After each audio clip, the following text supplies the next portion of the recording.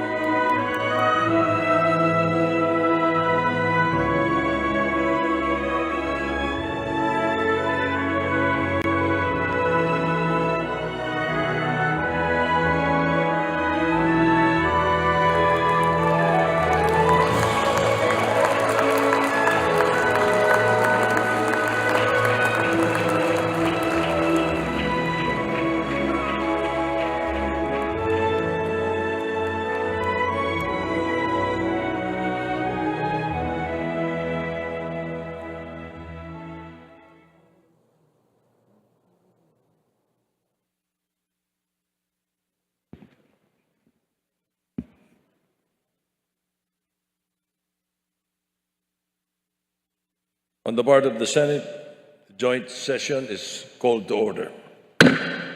On the part of the House of Representatives, the joint session is hereby called to order. Please rise for the singing of the Philippine National Anthem, to be led by Ms. Morissette Amon and accompanied by the Philippine Philharmonic Orchestra.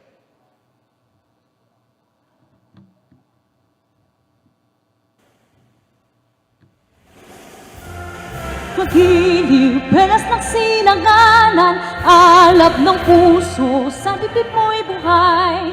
Lupang hinirang, duyan ka ng magiting, sa manlulupig, di ka pasisiin. Sa dagat at bundok, sa simoy at sa langit mong bukha, may dilag ang tula at awit sa paglayang minamahal. Ang kisap ng watawat mo'y tagumpay na nagniningning, ang bituin at araw niya kailan kamay di magdidilim. Lupa ng araw ng walhating pagsinta, buhay langit sa piling mo. Aming ligaya na kagnay ng api, ang mamatay ng dahil sa'yo.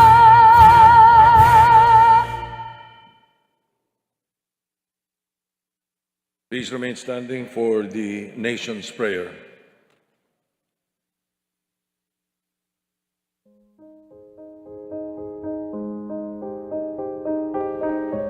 Ama naming makapangyarihan sa lahat, narito po kami upang magpasalamat sa lahat ng biyayang binibigay mo po sa aming mayaman na kalikasan, mga kakayahan at tibay ng loob. Maraming salamat po. Basbasan mo po at gabayan ang aming mahal na inang bayan at ang aming mga leader na pangalagaan ang aming kinabukasan bilang susunod na henerasyon ng aming mahal na Pilipinas. Gabayan mo po kami sa harap ng pandemya at protektahan mo po kami. Ipakita mo po sa amin ang tamang daan upang malagpasan namin ito at lahat ng mga darating pang sakuna, kalamidad o anumang hamon. Lahat ng ito ay tinatanggap namin bilang pagsubok lamang upang lalo kaming sumampalataya sa iyo. Naway matamo namin ang ganap na pagkakaisa bilang isang bayan. Turuan mo po kaming maging mapagkumbaba at laging unahin ang aming kapwa bago ang aming mga sarili, lalo na ang mga kapuspalad, mga dumaraing at ang mga nais na marinig, pati na rin ang mga kababayan naming naghahatid ng mahalagang serbisyo sa kapwa, maging dito sa Pilipinas o sa ibang bansa. Patatagin mo po sana kami bilang tao at bilang isang bayan na laging nananalig at naniniwalang hindi mo po kami pababayaan kailanman. Salamat, Panginoon, sa lahat ng iyong blessing sa amin. Ito po ang aming dasal. Amen.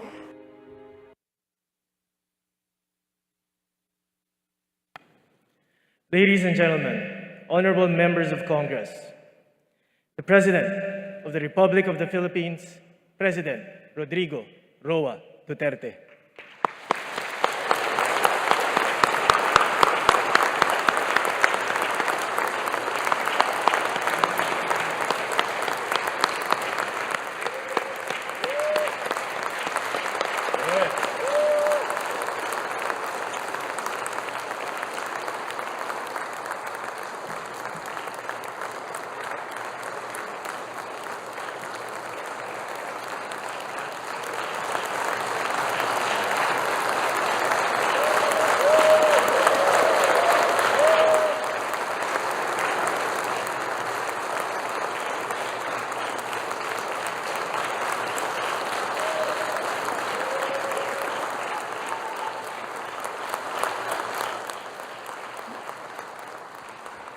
Kindly sit down.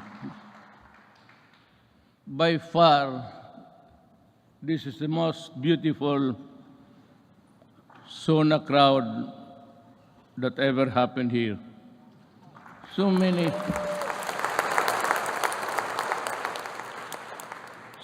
beautiful faces, and you only have to guess when you see the full face of the person. Senate President Vicente Soto III and the honorable members of the Senate, House Speaker Lord Alan J. Velasco, and the honorable members of the House of Representatives, Vice President Maria Leonor Robredo, former Presidents Fidel V. Ramos, Gloria Macapagal Arroyo, Joseph Ejercito Estrada, the Chief Justice Alexander Gismondo, and the Justices of the Supreme Court, Executive Secretary Salvador Medialdia, and the members of the Cabinet, Dean of the Diplomatic Corps, His Excellency Archbishop Charles John Brown, and the distinguished members of the Diplomatic Corps.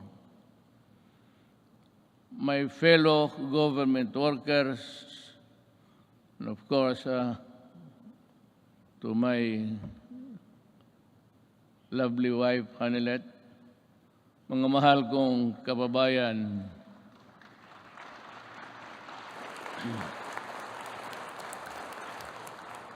when I assumed the presidency 5 years ago, dominant in my mind were the dreams and visions of a better life for all Filipinos.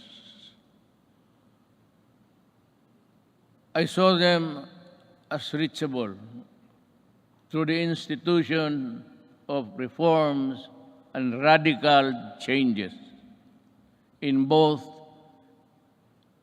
in the structure of government and the mode of governance. Changes designed responsibility, accountability, and all in consonance with the truth that the public office is a public trust.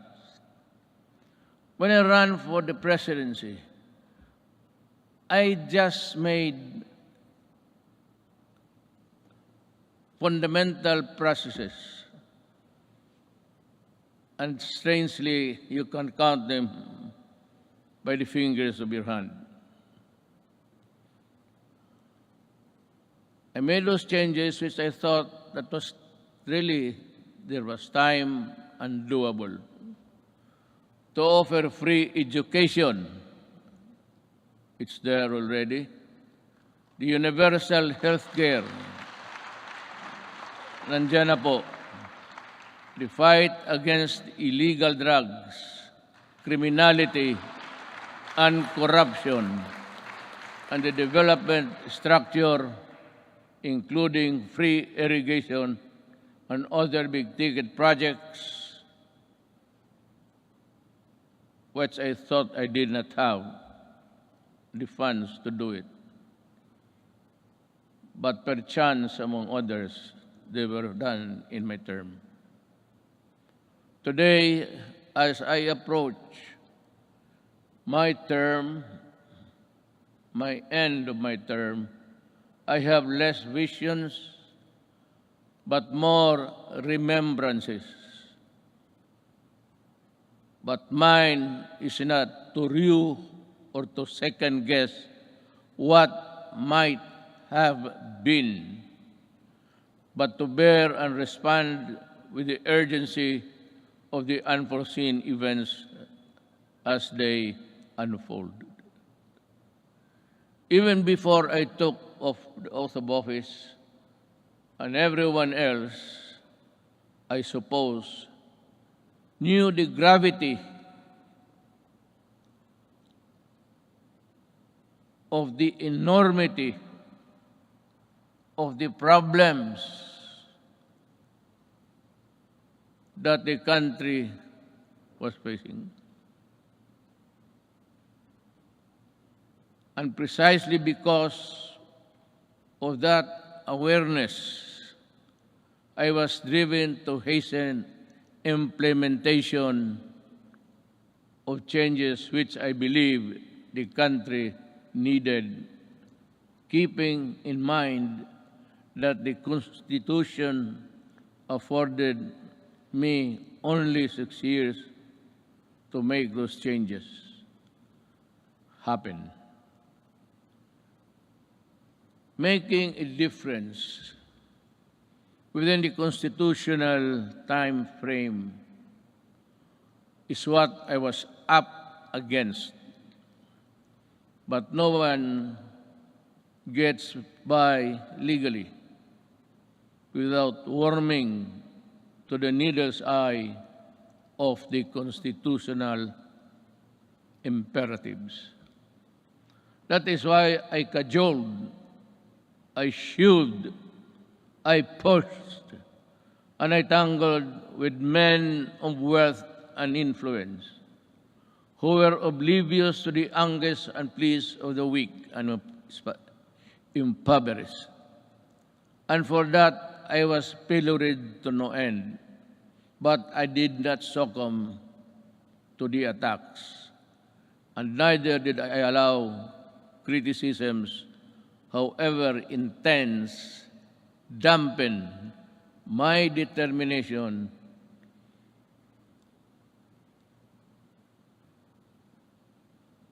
and initiatives, because my purpose was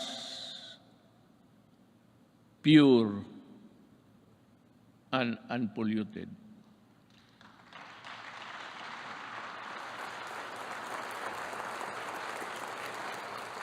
While we were busy instituting reforms, the twin augurs of illegal drugs and corruption laid low for a while, only to resurface as still with us.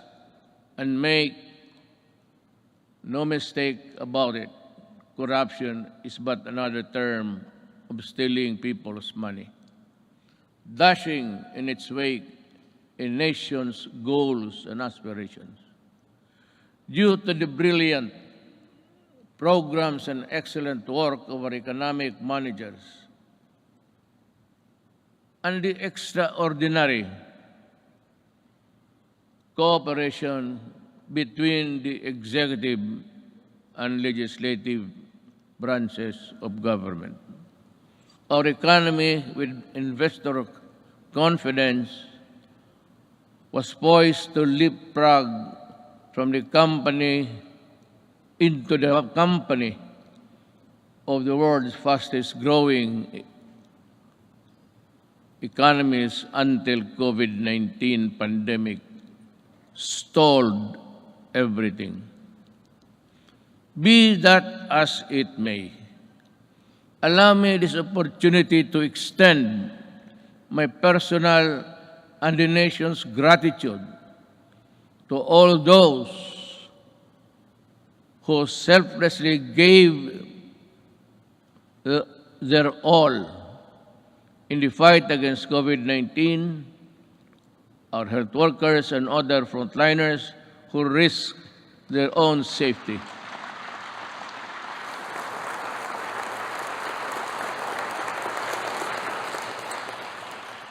To keep our essential health services and our food supply chain running, boosting the economy, activity, and ensure peace and order in our communities. I would like also to extend my deepest appreciation for the generosity of the private sector who came to the government's aid in fighting COVID-19.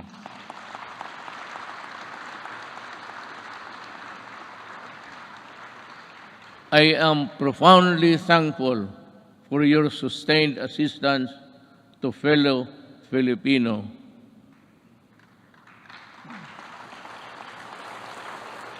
And amidst the same deleterious effect of the pandemic to our respective industries, let me assure you that the government is committed to assist the private sector to regain the commercial vibrance of the country prior to the pandemic.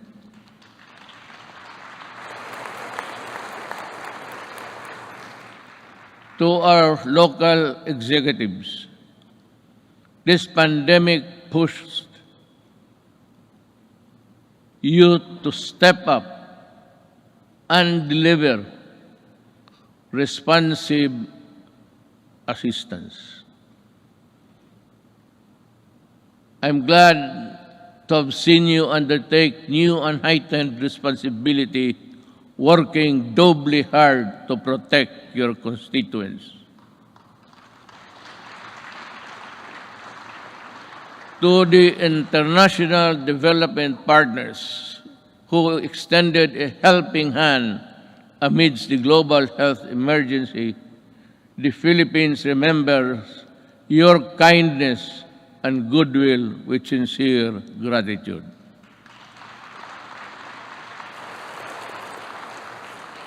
And to all of you who answered the call to protect one another by adhering to our nation's protocols, daghang salamat.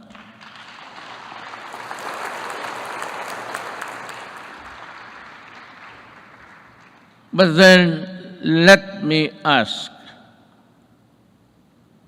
perhaps you and to myself, what exactly is the state of the nation today? In the light of the pandemic which has paralyzed business activities and crippled even the strongest world's economies. So, where do we go from here? Looking back to our accomplishments.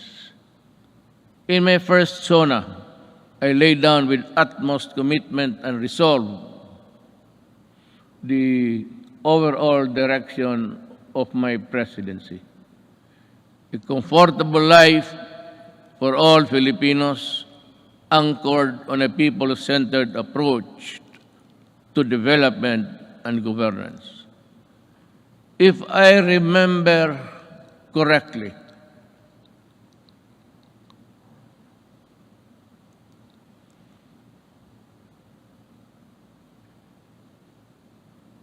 my administration, I said, will implement a human approach to development governance in our people's welfare in the areas of health, free education, adequate food and housing, environmental preservation, and respect for the culture. I bore no illusions that steering a nation towards a comfortable life for every Filipino would be easy. Indeed, the past 5 years have truly been challenging,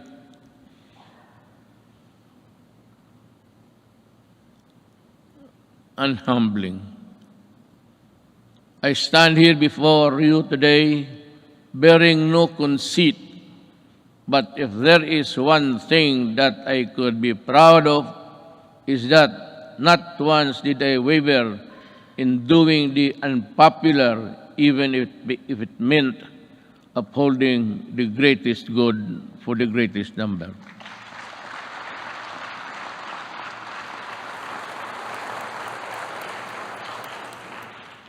Before I took office, our country was beset with communist insurgency scattered across the nation, a separatist movement that sought to divide us on the basis of religion and religion's deficiencies, and the proliferation of illegal drugs and criminality. Our armed forces were ill-equipped to deal with internal and external threats, while the police force had been overwhelmed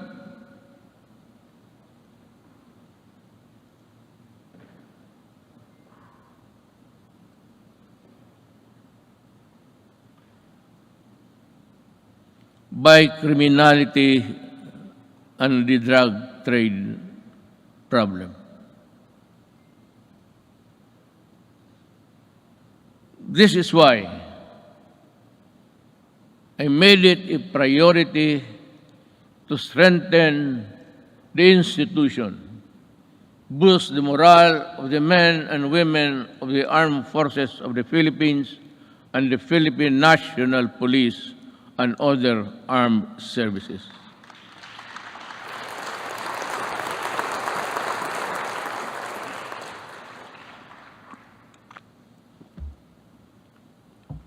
Again,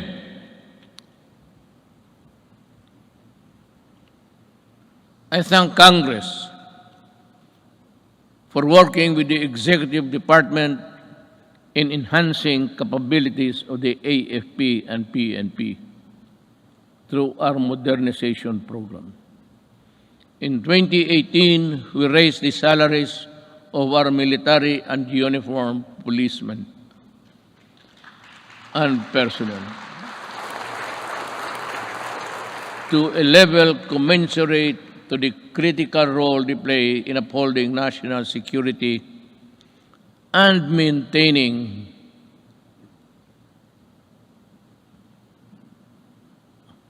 order. I am asking Congress to pass a unified system of separation, retirement, and pension of military and uniformed personnel to maintain government fiscal flexibility and provide adequate benefits and remuneration to our men and women in uniform. This shall apply only to the new entrants of the military and civil. Hindi ho lahat. It cannot be that we have to pay so many, even the salaries of the retired. They get a chunk of the big budget. And if we include the new entrants, the funds available for them would not be enough. It is also high time for us to pass a law providing free legal assistance to AFP and PNP officers, enlisted personnel,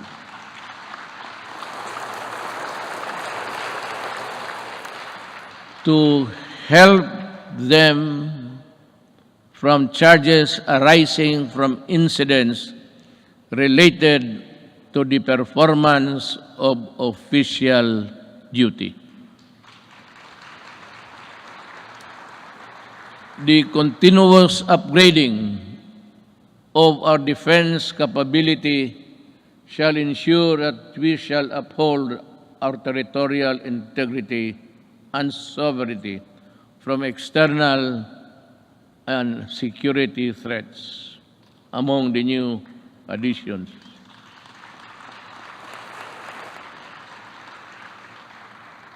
We welcome the country's 2 missile-capable warships to enable us to protect our seas by providing them with necessary equipment, by enhancing their professional capabilities, and looking after the families of the soldiers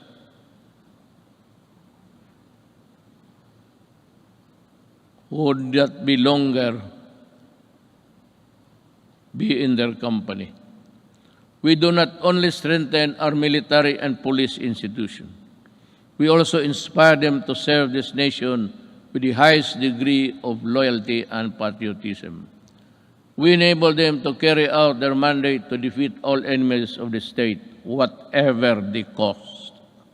Indeed, I am proud of the accomplishments of our troops in securing our nation against all threats to our democratic institution.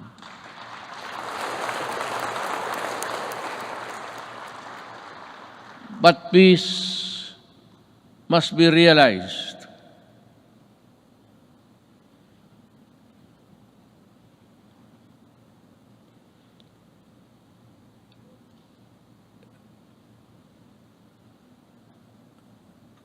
Peace and security is not only just a military concern. That is why we deviated from the traditional purely military approach in dealing with matters of national security. With the creation of the National Task Force to End Communist Armed Conflict, or NTF-LCAC, we have made great strides in addressing the root causes of this conflict by empowering our kababayans who have been used by the communists for many decades.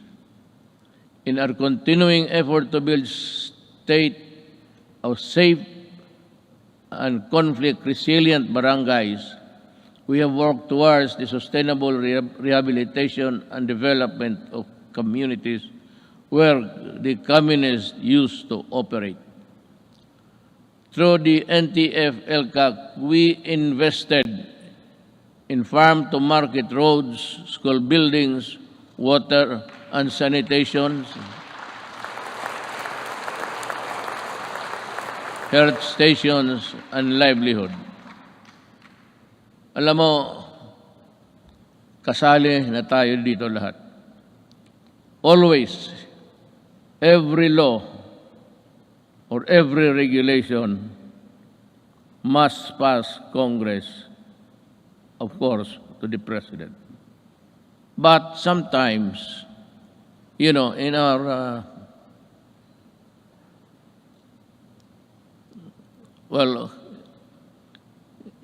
in the performance of our duties, we encounter the not so nice of confronting each other. But because of these interventions, more than 17 former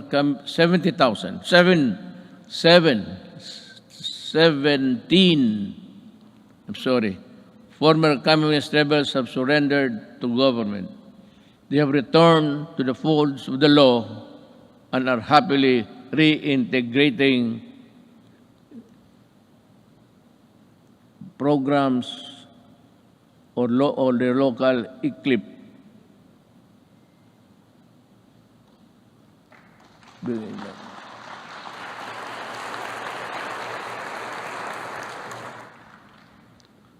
It's either I am talking too fast or too slow, or the operator of this thing here is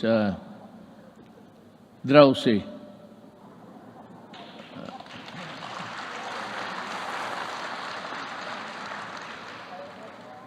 Maybe because I had so many ad-libs along the way. Marami akong akin lang. Kaya yung nahinto ako when I stop and I'm process something in my the gray matter between my ears, hindi humahabol o hindi alam ng operator. Hindi bale, ma'am, mahal pa rin kita.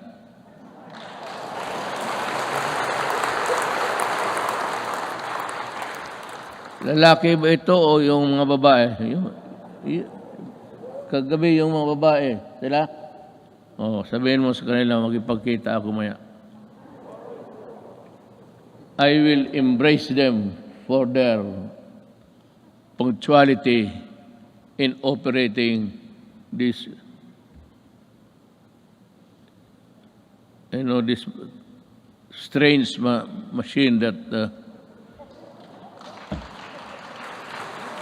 gives you the speech. With the support of our local government units, I am confident that support for the communist movement will continue to erode in the next few months. Unlike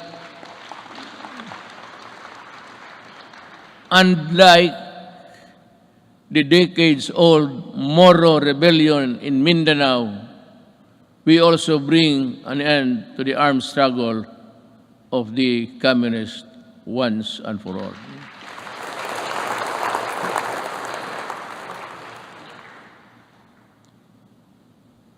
Sa totoo lang, itong komunista, college pa ako. Hanggang ngayon, ang mga sige pa rin. So, speech mo lang ito, kunwari lang, pero ang totoo, there's a lot of fighting going on in the countryside. But I'd like to credit the police and the military for destroying so many communist fronts. I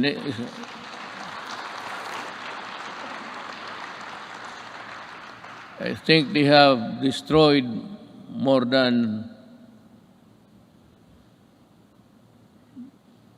15 apparatus or the fronts of the Communist Party of the Philippines. Alam mo, mag-istorya muna tayo sa taxation. I'd like to be frank with you. Everybody in this country are paying taxes to the communists.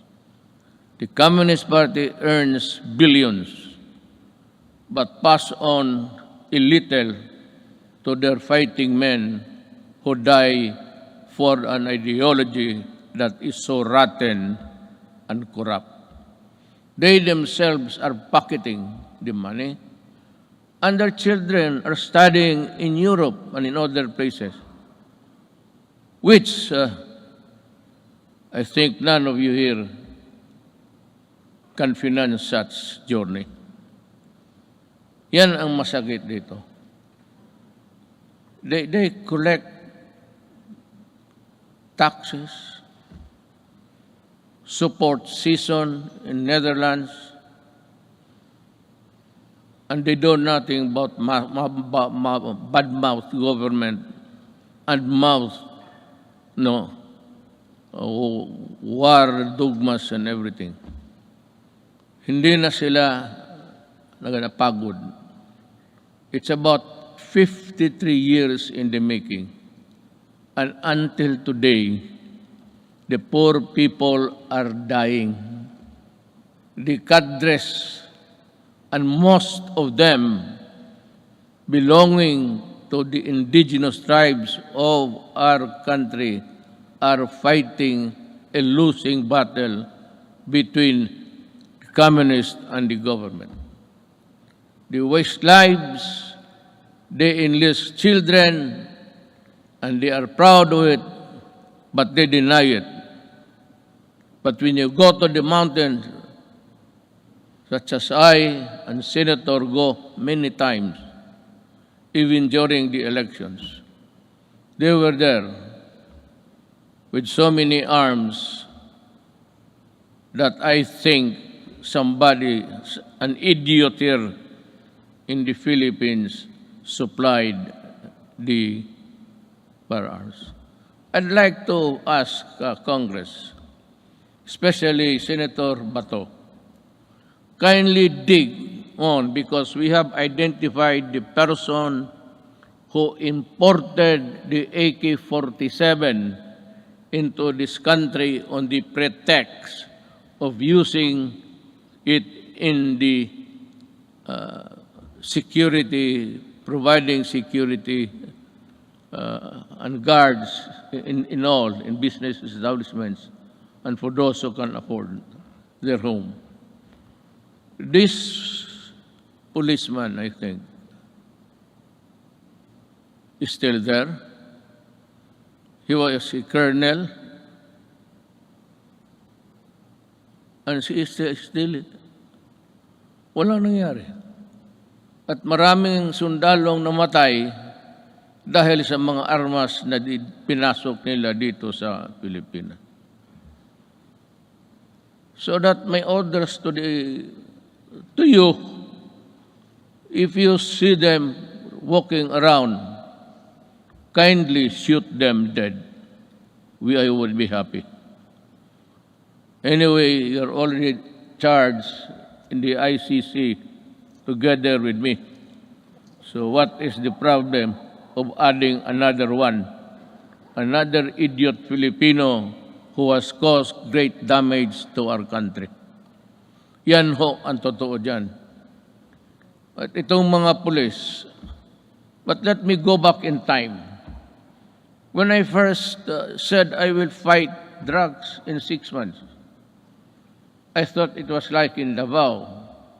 You can either coerce, intimidate, or bribe them, or give them money. I said, lumabas kayo ng Davao, doon kayo magkalat sa Luzon at sa ibang lugar.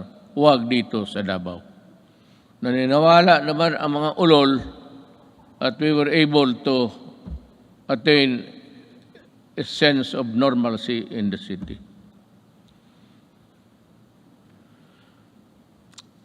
Yun ho ang totoo. There are people charged with corruption and even going to prison for just maybe not telling the truth in their assets and liabilities. Nakukulong. Itong mga police were doing their thing, their drugs. They were the manufacturers and they were the distributor of drugs. When I became president, I asked De La Rosa, he was the chief of police of my city. I promoted him direct to being PNP chief. 4-star na kaagad, automatic. But I told him and the others, look for the enemies. Look for where they are.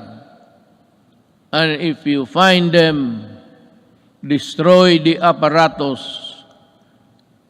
Destroy all, from the manufacturers to the peddlers, because we are fighting a drug war that was being participated in the business by 9 generals of the PNP. Kaya ang sakit sa loob ko. I did not know that I was fighting my own government. Customs and everyone else were facilitating the importation of drugs.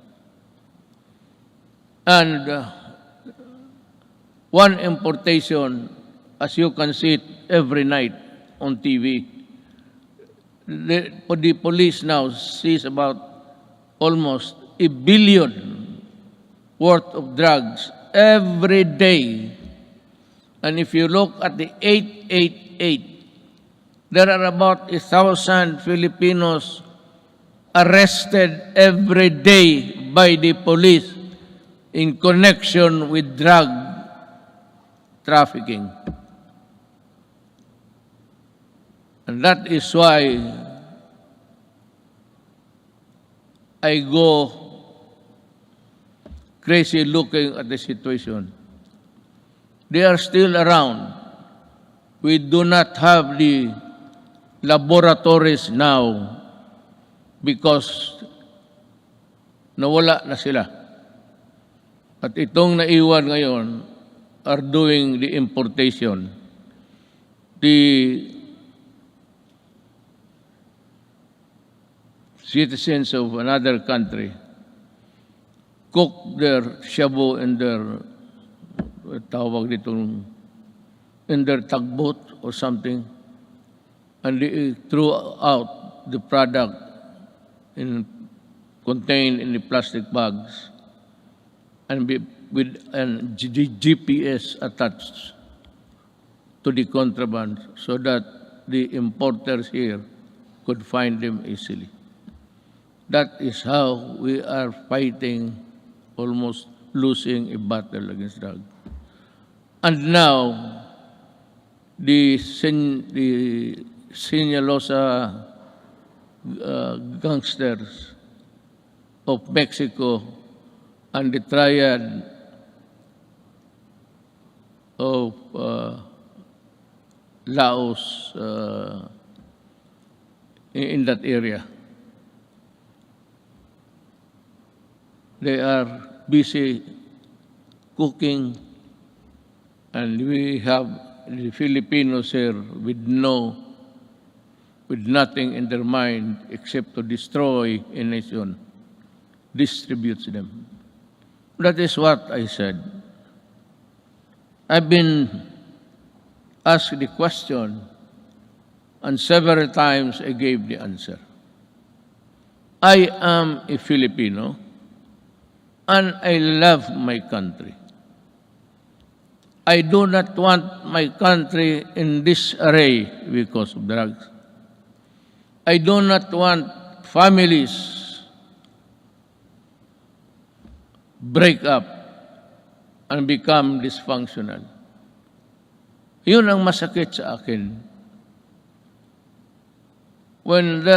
If you want to destroy a family, look for a way of the member or a resident of that family home. Biglang mga droga. Pag nandyan na yung droga at they are hooked, and that is the end. Sometimes families are separated because of drugs, becomes dysfunctional, at yung mga masawa magpunta doon sa abroad, ika nga, to look for jobs. And you know, in the Middle East, I am not attributing it to any particular country, but there are tribes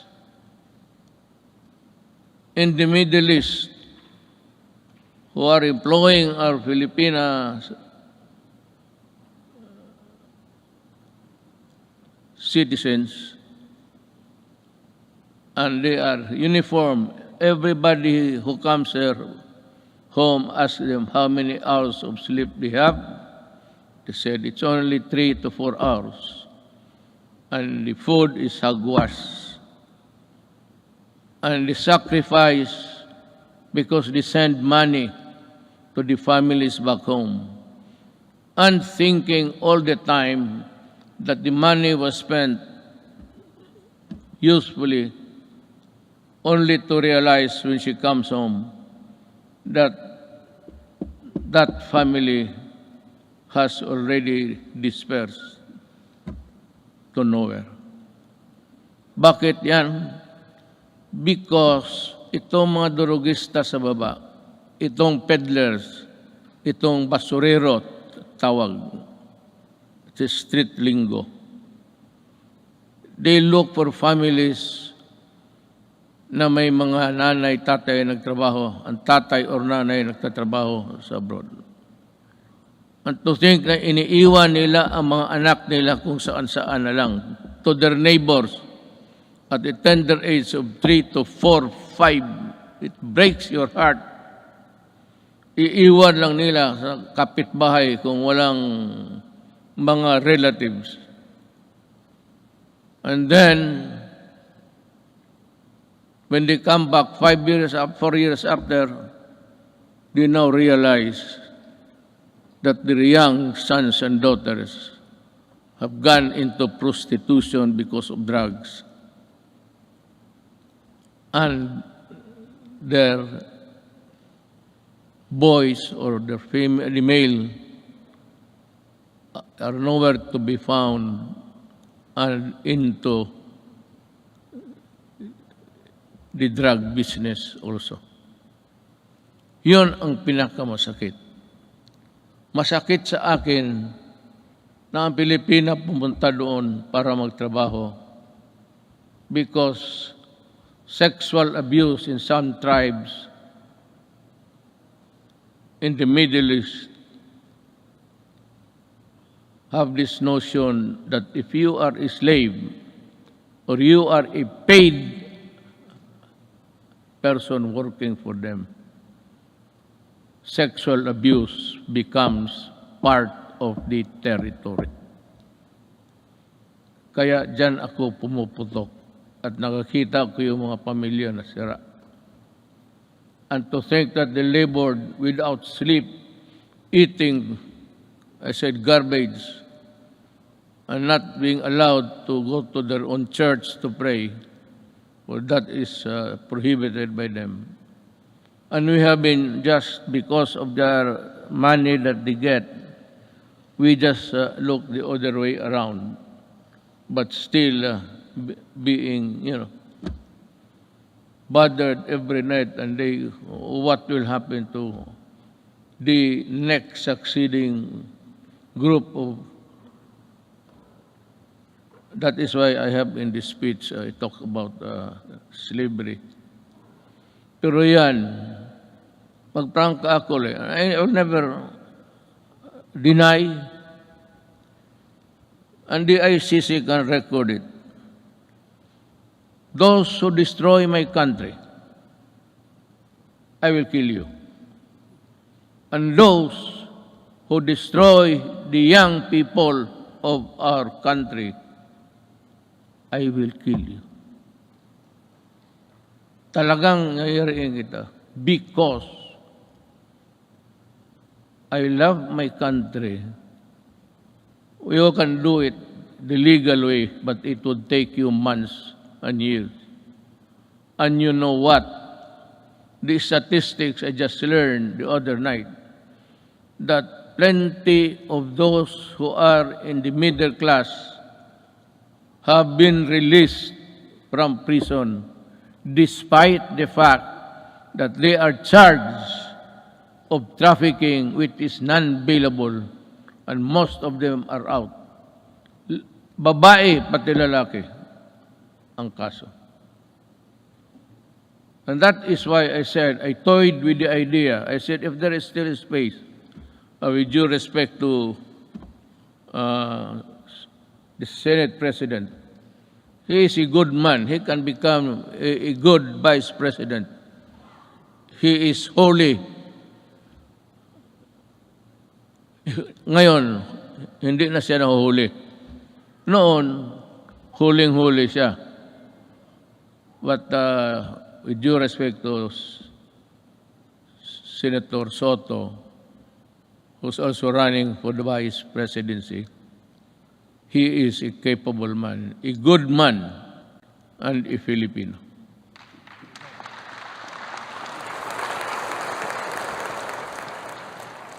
Sige ako tingin sa harap na dito para sa likod ko.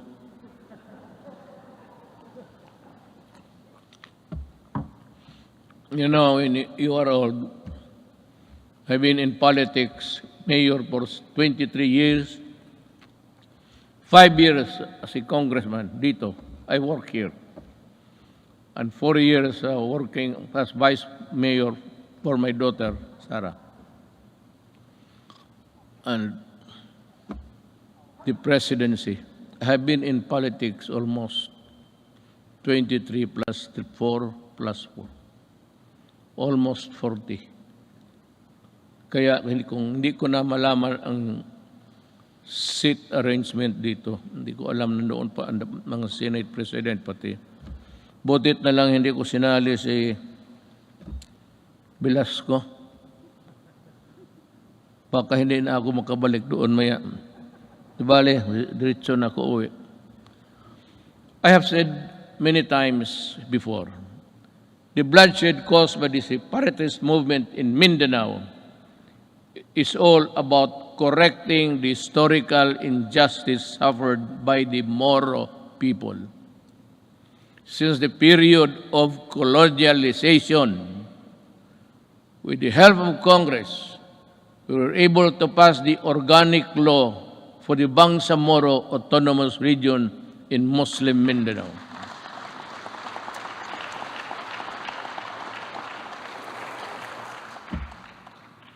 Finally fulfilling a promise that was decades in the making. Our victory in Marawi is also a testament to how the Filipinos' patriotism is far stronger than any extremist group. As I have said before many times, there is no room for lawlessness in this country.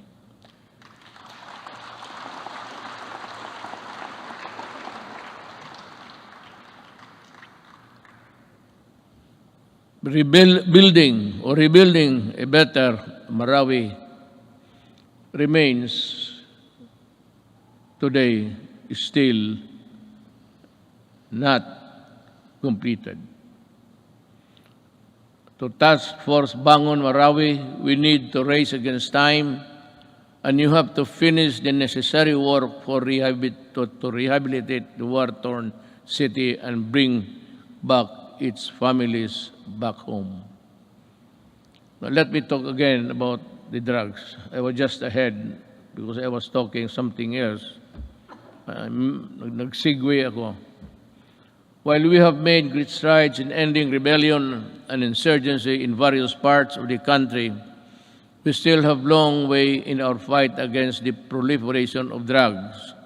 This problem has hounded our country for several decades, destroying families and degrading the moral fiber of our society.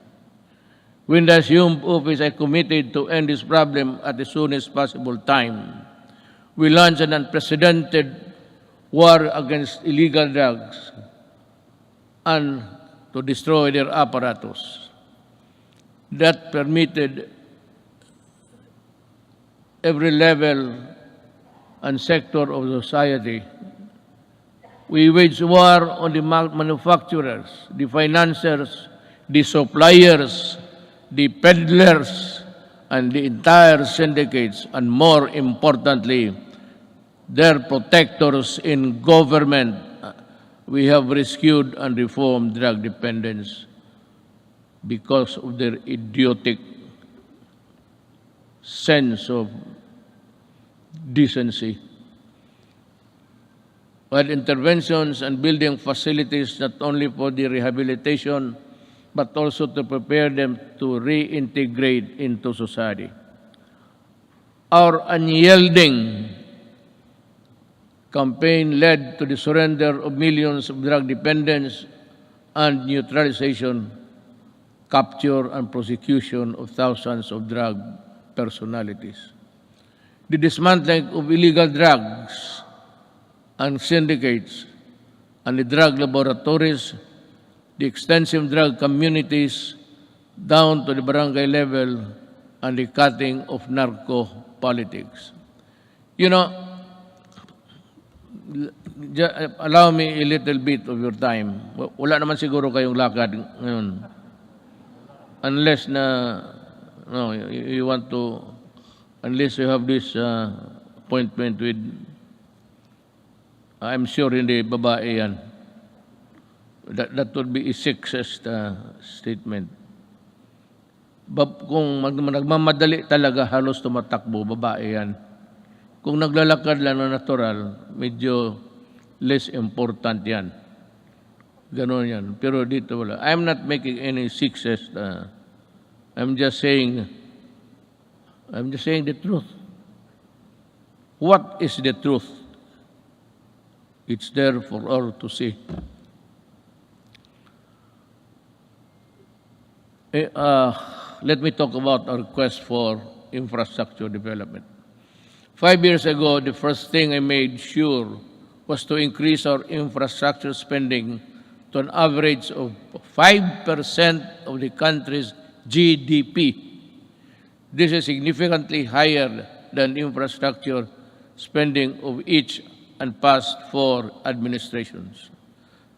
Thanks to the comprehensive tax reform program that enabled us to fund critical infrastructure projects, today we can see the tangible results all around. MRT 3, with its frequent breakdowns and unloading of passengers mid-rail, was a horror. That was for the daily commuters to endure in the past. Now, MRT 3 no longer unloads passengers but to their destinations. The waiting time between trains had been significantly reduced to 10 trains running at only 30 kilometers per hour before. Now MRT runs 23 trains at 60 kilometers per hour. We have taken away the misery of public commuting. We also pursue the completion of the LRT to East Extension project by extending Line 2 and adding 2 more stations. We have reduced travel time between Manila and Antipolo from the usual 2 to 3 hours to only just 40 minutes. Thanks to our partnership with the private sector, we are able to open Stage 3 of the Metro Manila Skyway in January this year. This decongested EDSA and other major roads in Metro Manila. On Independence Day last month, we also inaugurated the Kalayaan Bridge, part of the BGC Ortigas Center Link project, which will reduce the usual 1-hour travel time between the 2 business districts in just 12 minutes. Beyond Metro Manila, we are pursuing several high-impact projects that will be completed within my term and perhaps in the following years. It's a question of money. Just this July, we inspected the newly built passenger terminal building of the Clark International Airport. The new and modern passenger terminal is equipped with the latest state-of-art technology. This can accommodate 8 million passengers, alleviate air traffic congestion at the Naya Airport, as well as serve a major growth driver and gateway to northern and central Luzon.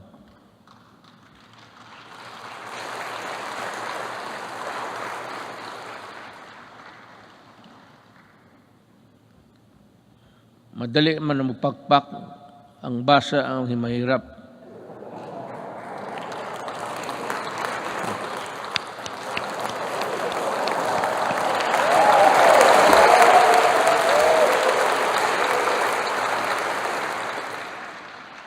To help promote equitable development, we also completed several roads leading to important trade corridors. Last year, we completed the construction of the Poro Point Free Port Zone Road in La Union, which improved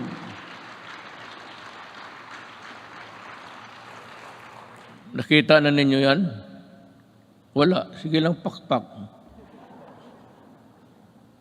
You don't even have a picture of what I'm talking about, I'm sure. To improve access to prime spots for investment tourism in the Poro Point area. We also completed the junction Lanao-Pagadian-Zamboanga City Road, which will provide easier access to farms and easily transport their agricultural products at low cost and in great quantities to industries and economic zones located in Diplahan, Zamboanga, Sibugay.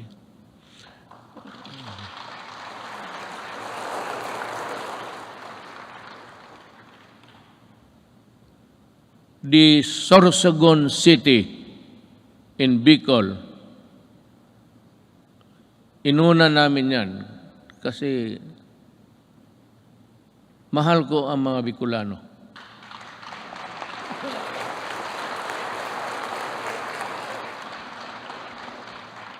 Pangangatawan ninyo yung pakpak ninyo, ha? Baka the Sorsogon City Coastal Pass-by Road is targeted completion by the end of 2021, while the Davao City Coastal Road will be completed by 2023. Bakit? Why? Why is Davao last? Kasi sinabi ko sa kanila, unahin ninyo yung buong Pilipinas. During the initial years of my presidency, I told the economic managers and the DPWH, pati si Art Tugade sa transportation, unahin ninyo ang Luzon at ibang areas sa Mindanao. Do not look into the political entrails of this city and other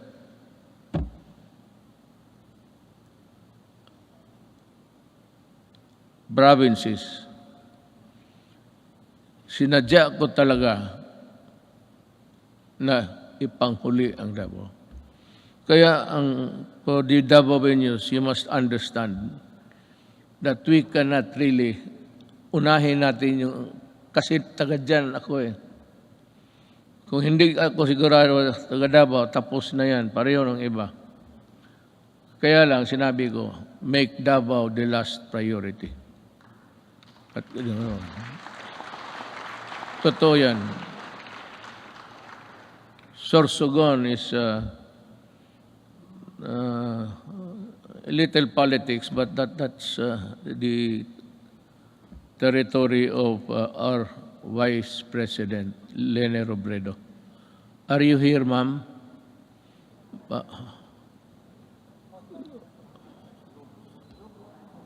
Zoom. Meron ho kayong Sorsogon at iba pa. We have inaugurated new highways and roads and skyways. We have bought new trains, and these are a testament that we have greatly eased the grueling experience of traveling and commuting.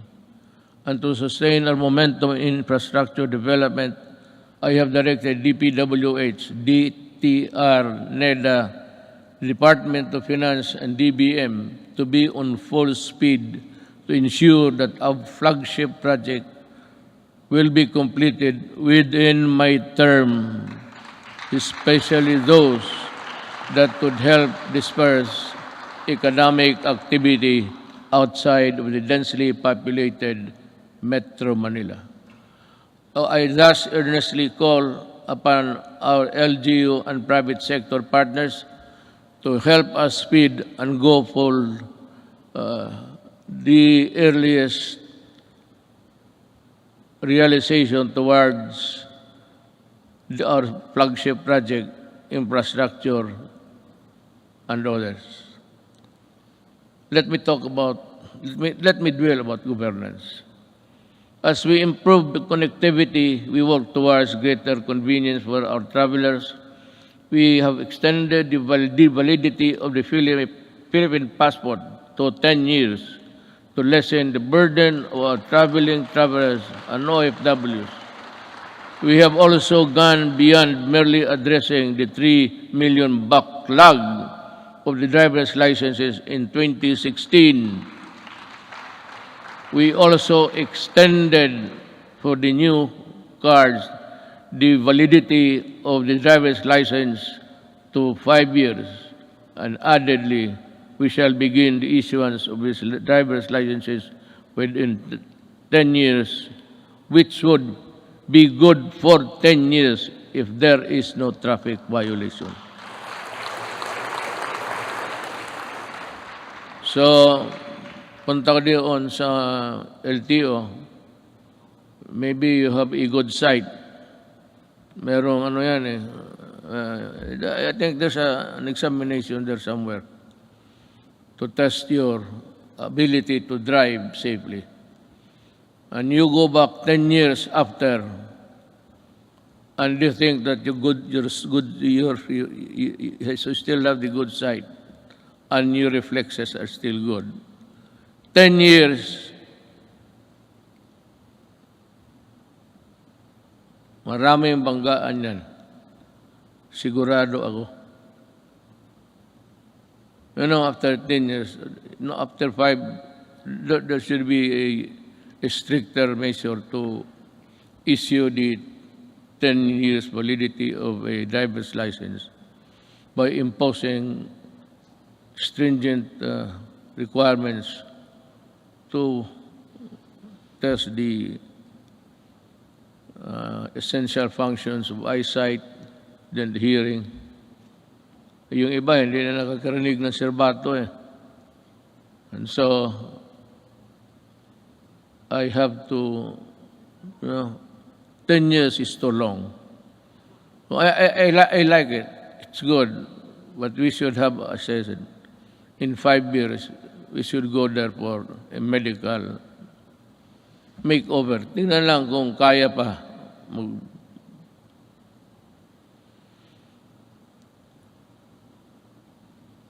Not only did we extend the validity of the licenses and passports, we also sought to make long lines a thing of the past.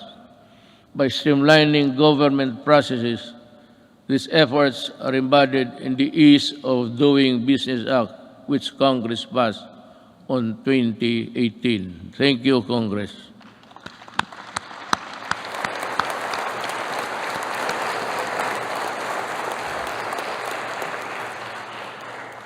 Sa inyo yun. Ako ang nagpirma pala. Ako nag-execute. Pakpak rin kayo.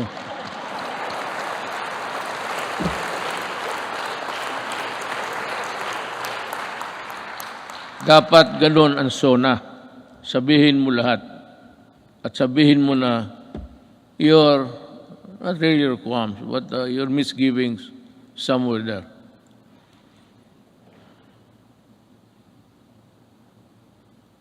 Transactions will be further streamlined with the rollout of the Philippine Identification System, or the PhilSy, to the Philippine Identification System Act. With this, we hope to facilitate better access, better services and access for all Filipinos, even in the far-flung areas. I want to say something about this, but I'm taking too long, We also ensured the modification of the salary schedule for civilian government personnel through the salary standardization law 5. A necessary measure for our civil servants to recognize their work and accomplishment, as well as a gesture of gratitude and goodwill. We have this legacy, and we hope to pass on this establishment of central business portal, single site, and for all business-related transactions, such as securing business permits, licenses, and clearances, and launched earlier this year. It shall be elevated our global standing in doing business arena and improve our country's competitiveness. Alam mo ito, yung queuing.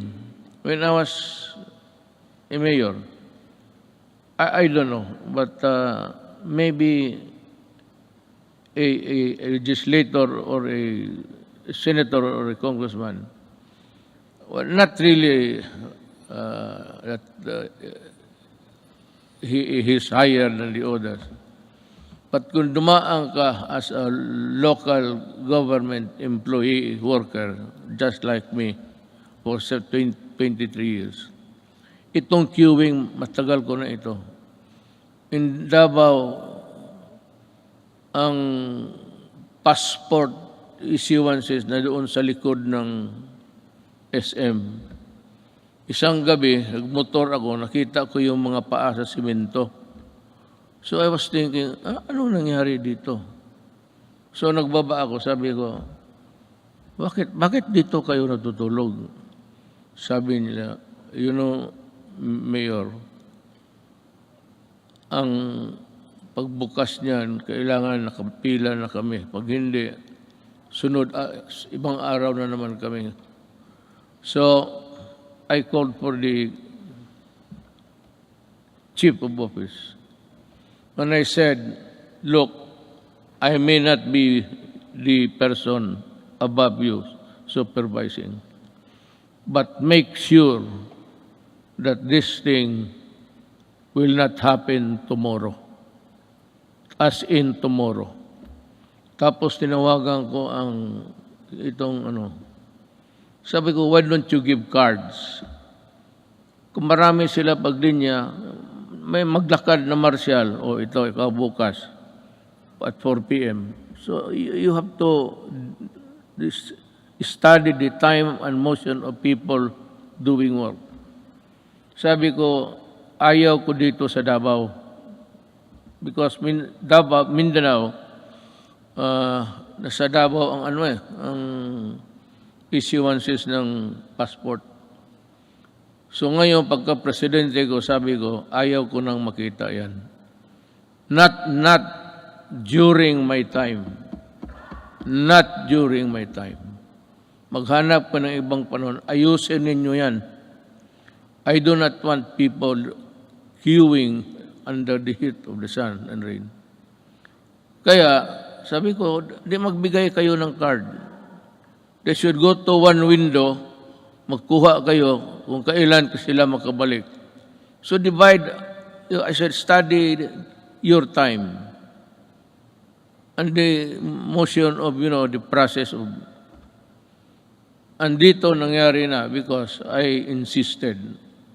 Today, there is no more queuing, especially in the National Office, Statistics Office. Nakita ko. Talagang, sabi ko na, either you fix the thing or I will resign tomorrow because I could not bear to see those people. Hindi sa panahon ko. Kung hindi ko madala, hindi ko man kayo mapatay. Hindi ko kayo mabugbog. Ako ang alis sa gobyerno. Sabi ko, ayusin ninyo yan. Hindi ko gustong makita yan.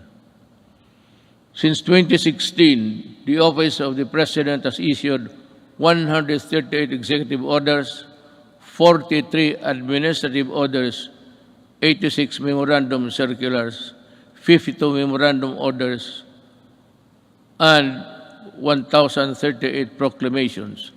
These issuances have been integral guideposts government administration and development agenda.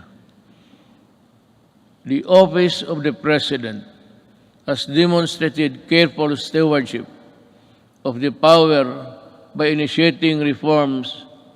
We upgraded and improved the system and processes to ensure that it can provide the best service to the institution of the presidency and the offices under it, ultimately to the Filipino people. To further promote transparency and accountability in government, we also issued the Order of the Freedom of Information and opens the records of transaction decision issuances of all government agencies. In relation to this, we have also Presidential Anti-Corrupt Commission that is tasked to run after corrupt and erring government officials and bring them to justice. Alam mo, I don't know if you perhaps have come to know about this. I have yung pastillas sa airport. There were 43 personnel involved. I fired them all. Talagang binaalis ko sa gobyerno. Nagbalot mga ako ng pera sa pastillas. Sabi ko magbalot ka, lagyan mo ng pera. Kaya ito ang ipakain ko sa kanila.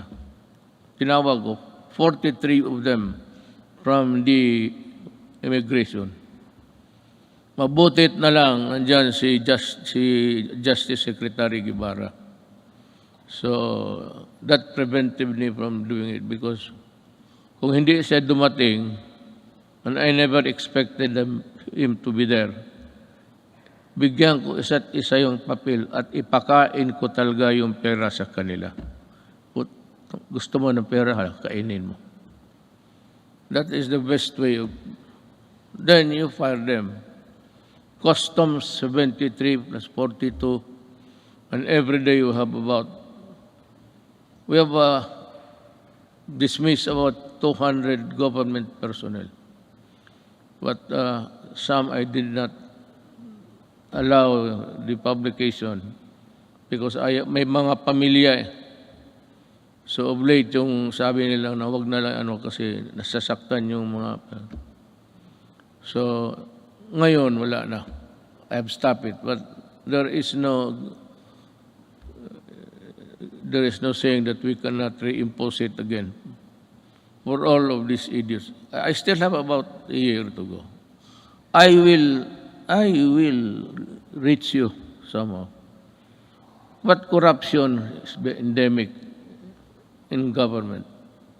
You cannot stop corruption. Nobody can stop corruption unless you overturn government completely. If I were the next president, if you think there's really a need for you to change everybody in the system, then you declare martial law and fire everybody and allow the new generation to come in to work for government. Kung hindi mo ganunin, walang mangyari. Nandyan, it's in the system. Kagaya ng drugs. Sino ba naman maniwala na 9 generals sa police were into trafficking of drugs? And because they are policemen, the charges simply just, disappeared. Because the prosecution, the investigation, which form part of the vital documents in court, nobody was investigating because they are also policemen. Kaya yan kahirap ang Kaya gusto mo, itong mga to, talagang the only way to do it, just call them and say, look for another job. Don't.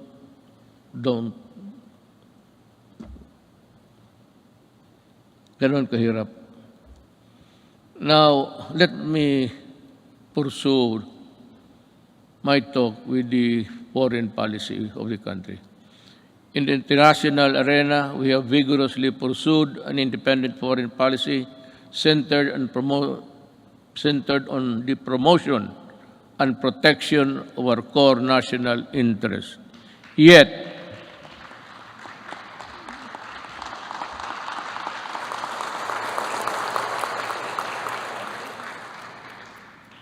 sigurado kayo sa pinakpakan ninyo? I was just laying the predicate of what I'm going to say. Yet, we continue. I will just give the cue, then you clap your hands.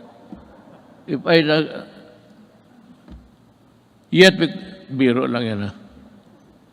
Yet we continue to work with all nations and seek partnerships that work. Because despite differences, it is an independent world where interests and objectives intersect. Now, partners heretofore silent for equivocal reasons have expressed their principled positions that echo our own, that disputes and contested areas, the majesty of the law must prevail, and this is most welcome.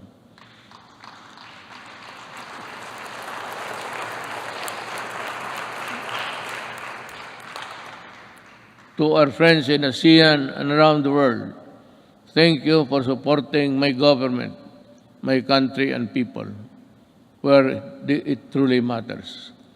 I assure you that the Philippines will remain a responsible member of the international community.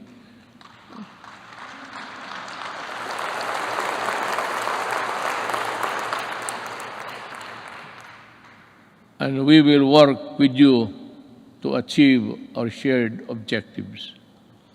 But make no mistake, rather. Gone are the days when the Philippines decides and acts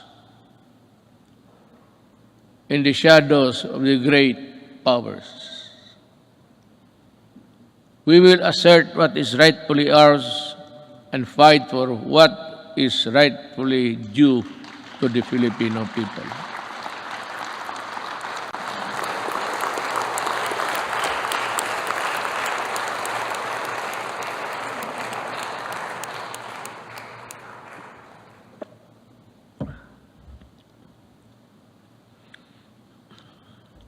We do not have any SONA every day. Now is as good as any other time to just let it out from puso mo. This is why we sent back container vans of garbage, because our country is not a dump site.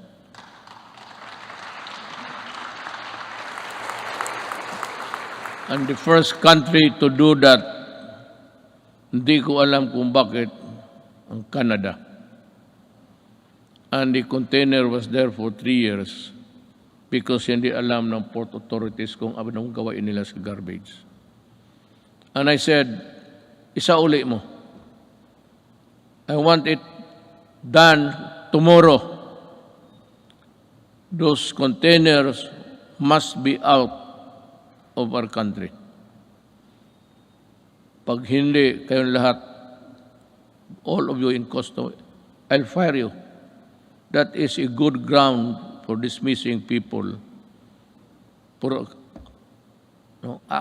accepting the garbage. Kaya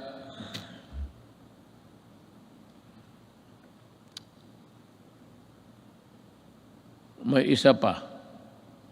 Pero let you in this story. The Balingiga bell. We welcome back the bells of Balingiga after many decades because a historic wrong needed to be corrected.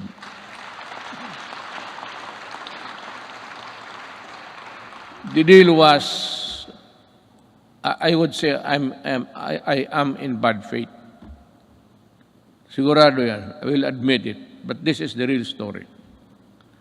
The Americans, former soldiers, war veterans, went to see me, I think it was in Aguinaldo, and some military men. And in no uncertain terms, they said that you have been invited by Trump to go to America. Have you decided to go there? I said, no. Why? Because I do not like the way that you are treating my country. Why? I said, for one, and there was the clamor now of Balingiga, you return the bells of Balingiga. So that's a war really sacred also to the soldiers. Then it is more sacred to us. in addition to the religion, the Roman Catholic Filipino Church, the church. Sabi nila, why would to make a deal? Si Hogan, he is around. He's a CIA agent. Sabi niya, isauli namin, pupunta ka, because I said earlier in my presidency, there will never be a time that I will go to America. Itong mga media mahilag mag-udyok eh. Ganon, bakit ka hindi punta? O arte mo lang yan. Sabi ko, then you watch me. Gusto ninyong malaman. Sabi ko sa Amerika, yes, I might consider going to America. So, well then. O sabi ko, work on it. Ano in just 2 months' time, they told me that the ship carrying the Balingiga bells are on their way to deliver it to Quezon. You remove it, you put it back there, kayo mismo. So tulong-tulong sila doon, nabalik na. Hogan said, so when are you going to go to America? So I do not have the time. But I will go there. Nung malapit na, hindi na talaga ako pumunta. Well, how about your promise? Well, I lost time to do it. I cannot do it now. Pero talaga, in my mind, and the Americans might know it, there was never in my mind a trip to America. Ngayong Balingiga, sabi ko, you massacred one barangay, baryo noon, women and children and all. Pinatay nila lahat. Because that bell, Balingiga, was used to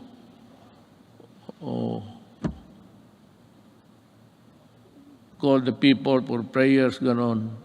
Sa simbahan yun eh. So yung ginawa nila, every time it is used, the Americans knew that it has a great significance to the Filipinos, the Balingiga.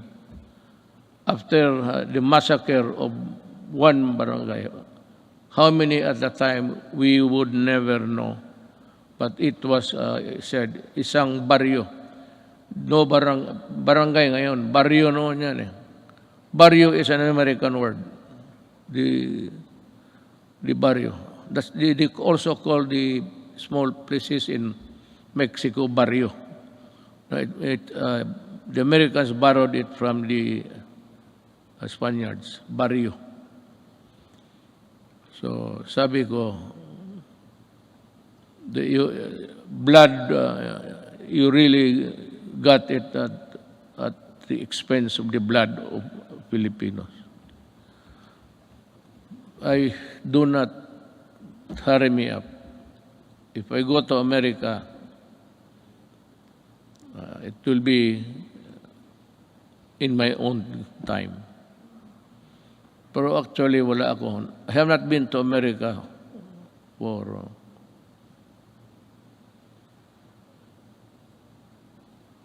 almost 10 years, 22 years. I have not visited America, and I do not have the intention of visiting it anymore. We called on the world to dismantle the heinous kafala system. Ito ring isa.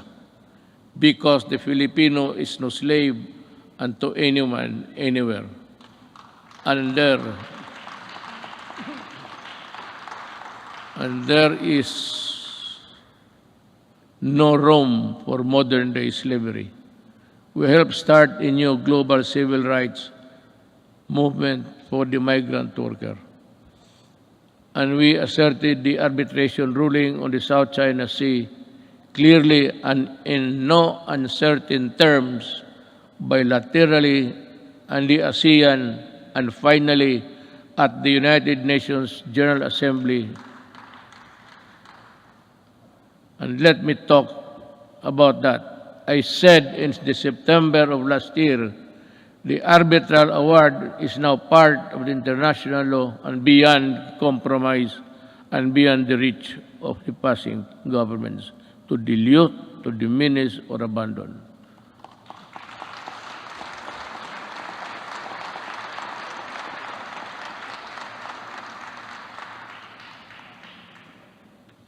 That is the problem.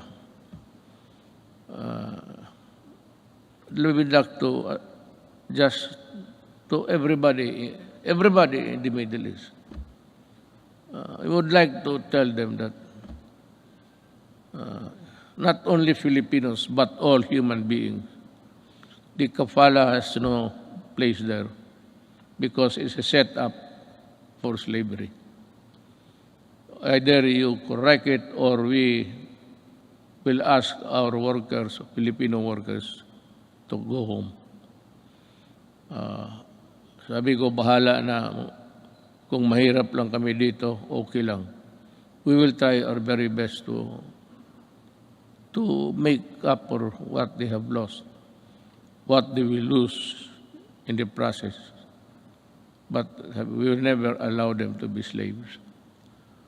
But we need to do more with our partners. We continue scaling our maritime domain awareness, defense capabilities. Yet, we will not close our doors on diplomacy and the tongue, because that is how disputes are settled and never by force. Let me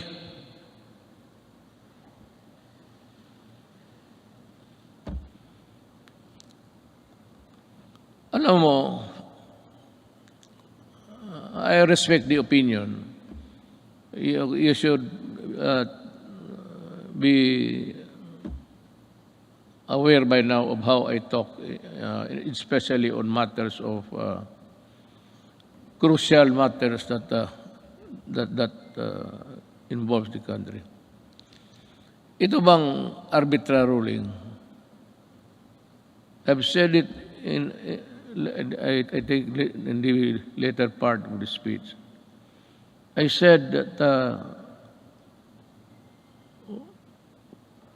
what's your problem in the arbitral ruling? America and some Filipinos, brilliant Filipinos, I would say, keep on pushing for something which I really do not know. I have made a speech before the UN. Nakasumplang rin, nandito lang ako. Hindi ako pumunta doon. But in that speech, I laid down the bare, sabi ko, ng ating administrasyon. Ano pa ang gusto ninyo? What will I do with a document that is not bind China because they were never a part of that arbitration? There was really no arbitration at all because it was only the Philippine side was served. Well and good. But ito ngayon, that there is the arbitral ruling, you know, I do not want to insult these people pushing me for something more than what I can handle. At anong gusto nila makipagira? Do something. What do something? Do you want war against China? Well, I'll tell you, even on the coast beach of Palawan, before you can take off, the missile of China would be there in about 5 or 10 minutes.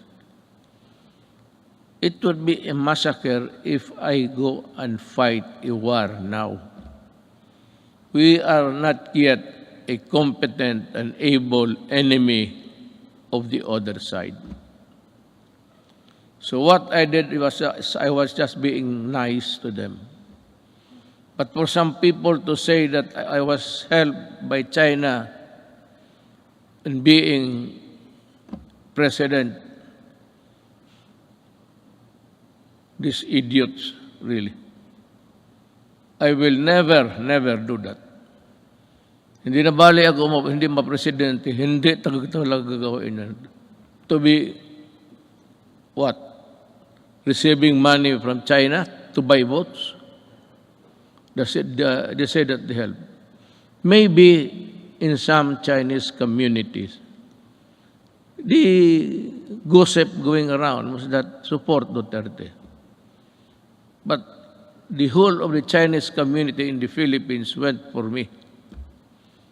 Why? Kasi sa Davao nung mayor ako, ni minsan hindi ako tumatanggap baski Christmas gift. Dito dito sa Maynila, presidente ako ngayon. Maraming nagpadala ng baril, kung ano diyan, gobs. Sabi ko, isauli mo yan. Yung mga relo, itong aking relo, it's IWC. This is only 300,000. But the patik that has come way me, sinauli ko talaga, return it. O pag hindi, itapon mo sa Pasig sa harapan nila. Hindi ako tinulungan ng China. Nag-usap kami ng China civilly, but after election. And after election, I was a good friend of presidency. Until now, when the pandemic struck, the first country I called for help was China. Presidency, sabi ko, President, we have no vaccination program here because we do not have the vaccines. We have not been able to invent one. We might have a hard time. He said, no, it's okay, we'll send you. And he sent us, I donated about 1,500,000 of vaccines. Ganon, kaya sabi ko, ako, lalo na kami mga Bisaya, mabigat sa amin yan, for us Visayans, yung utang na loob, mabigat talaga yan. Hindi mo mabayaran ng pero pag may utang na loob ako sa iyo, you can be sure that I will be your friend, a true friend, and die for you. Pero itong China mag-die, bakit ako magpakamatay dyan? Yung sundalo ako, ubusin ko. How can we fight China? Do we have the weapons? Do we have the everything? Now comes America. They say that if the attack is against the Philippines, they will defend. But they issued a statement that America does not meddle in conflicts involving the boundaries of other nations. And if America has to go to war, you would have to go to Congress to get, American Congress to get that authority to go to war. That is why many presidents, hindi na lang, it was just not an error, a mistake, a malicious mistake. No president has ever been punished for attacking nations, getting into a fight with nothing. And if they come here, well, ang problema kasi nandito na yung balingiga, sa uli na lang natin, uli. Maybe I'll just return and pag ito it's no big deal to us. Ring it until you die. Fulfilling my promise to our coconut farmers and the Filipino people, my administration has worked with Congress to pass the Coconut Farmers and Industry Trust Fund Act.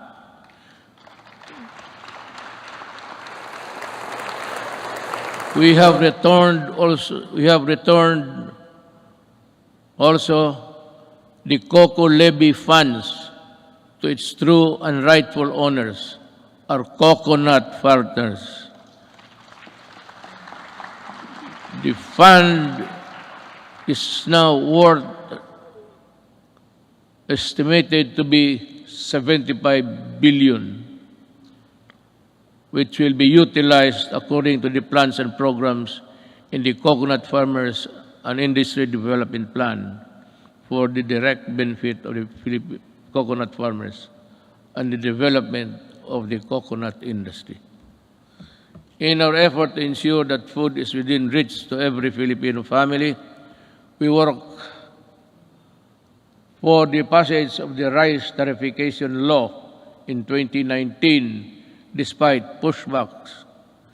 This resulted in the stabilization of rice supply and food prices and the proceeds from the tariffs that enabled us to provide our farmers with modern machineries that increase their yield and sustaining growth agricultural production.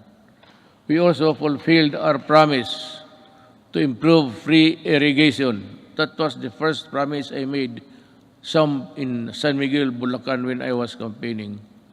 The farmers invited me to go into the farms inside San Miguel, Bulacan. And we had a sort of a meeting, and the first thing that they were complaining about was the severity of the irrigation, that they have to pay 5,000 every month, every year. So sabi ko, I will work on it. Free Irrigation Service Act of 2018 is the product that now lowers the cost of agricultural production, especially for farmers. We also work to ensure that households have adequate supply of clean water. Potable and affordable water is more than a commodity. It is vital. It is a vital public good. This is why I used my political capital to fight vested interest behind disadvantageous water service contracts that burden consumers with unjustified water rights prices increases. With the signing of this concession water agreements, concessioners consumers will be protected at least until 2037. Ganito yan eh. There is this concessionaire, dalawa. Ayoko na lang mag-ano. I will not mention names. Pero this is really what happened. Ang dalawang concessionaires, one in the south and the other one is north,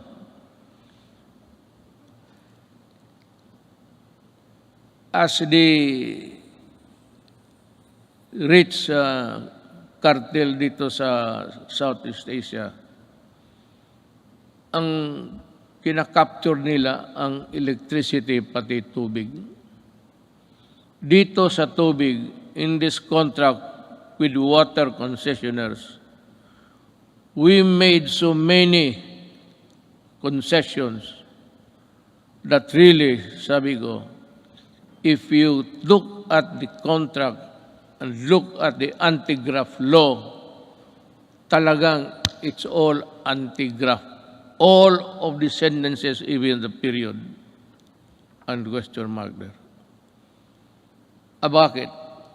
Sila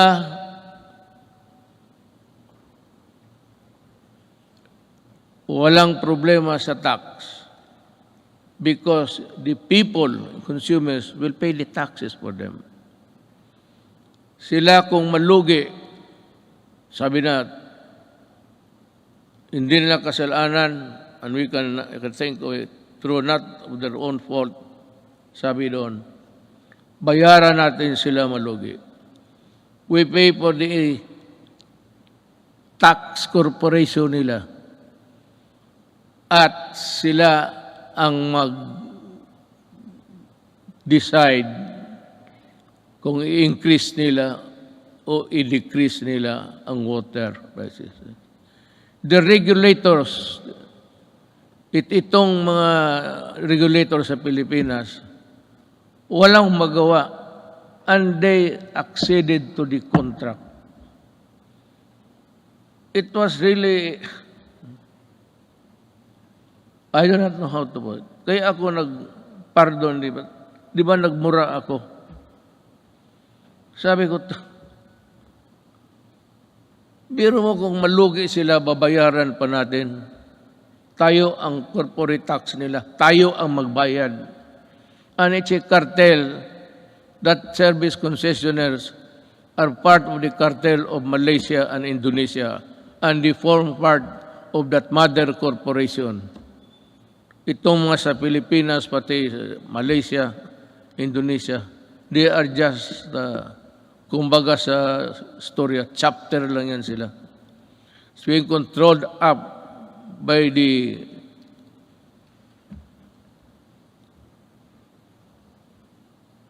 kasabi ko, wala ito. I told them, I told Dominguez, tell them that I am no longer honoring the contract. Meron pa doon, payment of itong tax, water treatment plant to be constructed in the Harrison Plaza site. Yun ang pinirmahan natin. So, 1997 up to the present, or up to the month that I blew my top, nagbabayad, ewan ko kung ngayon nagbabayad, there's a, sa water bills ninyo for enhancement of quality water. Ang ibig sabihin, water treatment. And they were collecting since 1997. So until now, how much of the Filipinos' money are with them for nothing, not even for a song? Kaya ako, if there is something, hindi naman proud, but if there is something someday that my children will say, what have you done for my country? Sabihin ko, sila. Talagang inupakan ko sila. Sabi ko, ayaw ninyo? You do not want it? Well, okay. I will just confiscate your system and call the military to operate it. I will exercise the eminent domain and expropriate all of your assets here. Kasi gagawin ko.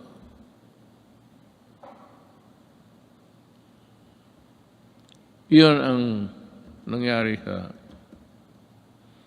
So that sinabi ko sa military in one of our meetings immediately after that incident, I said, if I do not make it to the finish line, kindly, look kindly at the Filipino at tanungin ninyo kung ano na ang nangyari sa kanila. Yang tubig na yan. Now there is a new contract.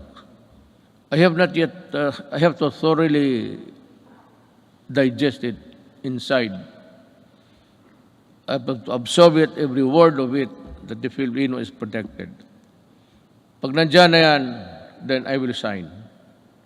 But I will not forget. I'm telling them, the crime is there already.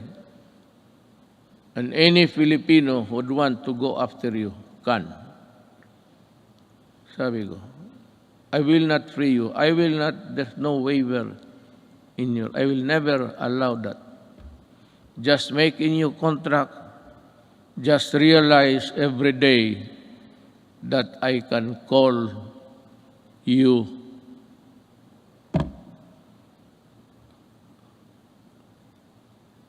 itong frequency ng ABS-CBN. Yan ang pinaka-ideal kasi, frequency is everywhere. But there is a spot, kung sa Gulf is a soft spot, na maganda yung... Wala akong problema sa ABS-CBN. They got my money. I'm not for that. They wanted to return it when the case blew up. But they printed all the garbage, including my daughter as a drug trafficker. Nilamon ko na lang lahat yun. Because I never wanted to appear vindictive. But itong they are cheating government by the billions in taxes. And they still want that frequency because yan ang pinapag-awayan. No. I will give it to a Filipino na gustong magawa ng tamang unpay. Because isa ABS-CBN, even their equipments were imported tax-free. Kaya talaga ako hindi magpapayag. They still owe government billions. In the contract dyan sa nakalagay doon 4 hectares. So ang binabayaran nila 4 hectares sa property tax. Suppose occupying 40 hectares. That complex there. Pero ang ginamit nila na papel, yung 4 hectares. Yun lang ang binabayaran nila. Kung hindi ba naman, kaya ko sila inaway. Well,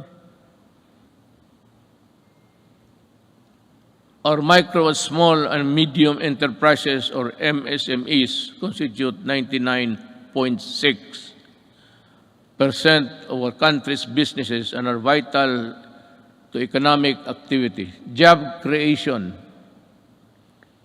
and poverty reduction. Iparamdam natin ang ating malasakit sa maliliit na negosyante sa pamamagitan ng Pondo sa Pagbago at Pag-asenso program since 2017. Meron na tayo. We have the program. The program has provided over 219,000 underprivileged microeconomic entrepreneurs with an alternative to the exploitive lending 5-6. Yan ang nakaano sa... Do you know what? Maybe I have to go to, if need be, I have to go to India. Yung 5-6 nila ng Turko, tinatawag ng Turko, kung maghiram ka sa kanila ng 10,000, pahiramin kanyang, hindi pera 10,000, 7,000 lang. And the others, mga refrigerator or the things that you do not even need in the house. Bilhin mo sa kanila, sala set, lahat na. That is part of the money. You do not want the furnitures, the refrigerators, they won't give you the... Kaya ang Pilipino na buktot, alam mo buktot, naging hunchback na lang sa trabaho, ganun pa man. Kaya ako, sabihin ko itong mga Turko, you better come up with a fair scheme. If you want to go into business, money lending, but not at that usury. It is usury 1,000 times. Likewise, to further support development of our micro and small business, we initiated radical reforms in the tax system to ease the taxation burden and increase the net income of lower wage earners and small businesses. Thanks to Congress.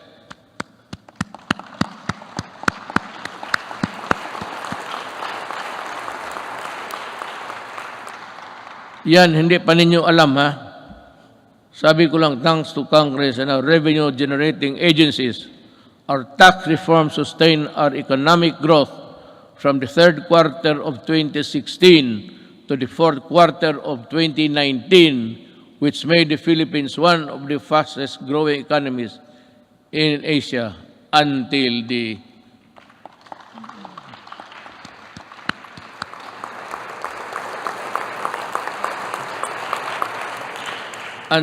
the pandemic scourge. Yan talaga ang, well, I don't know what's the plan of God. That is something which hit us right in the heart. We see there's no way of telling when this virus would disappear from the planets of the earth. We can only pray to God to look into our direction and decide on what will happen to this planet He created. However, tax laws are not always perfect, and that is why every now and then they have to be revisited to see if they are at pace with the changing times. Let us therefore continue to monitor the relevance and the impact of our tax laws on individuals and private institutions to prevent serious damage on their financial health. Going now to the social and health issues.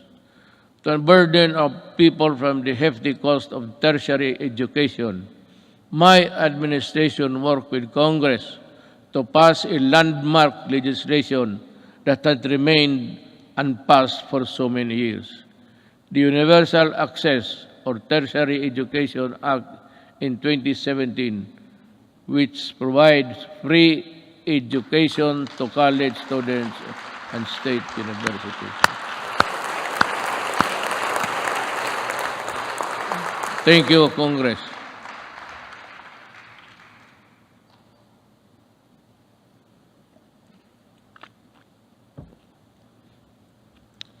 We also passed the Universal Health Care Act in 2019.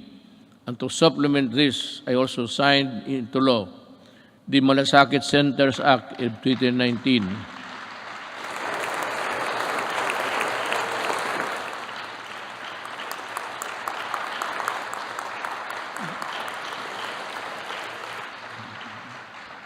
Kasi ganito yan Pag ang pobreng Pilipino na sa ospital, magpunta pa siya doon sa kung saan makahingi ng tulong. So, ang ginawa, just like in Davao, ginawa namin, yung lahat na kailangan, yung internal revenue, kung nandyan, business permit, dyan na lang sa isang lugar, medisina, kunin nila. Dyan mismo sa ospital. Hindi na sila maglakad-lakad. And to me, that is one of the most, let me find the right word, a poignant act of Congress and of the Executive Department.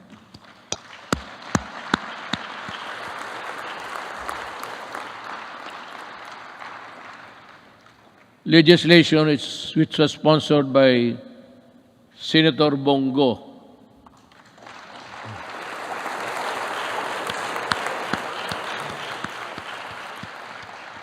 If you feel like standing up, you can, Senator.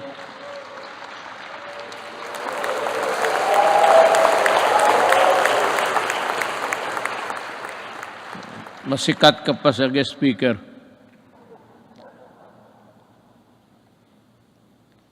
Unburden our peoples with the tedious process of going to various agencies and offices in order to avail assistance from government.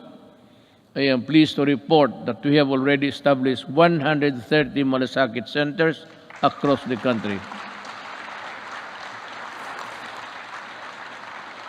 That has already helped millions of Filipinos in their hospitalization needs.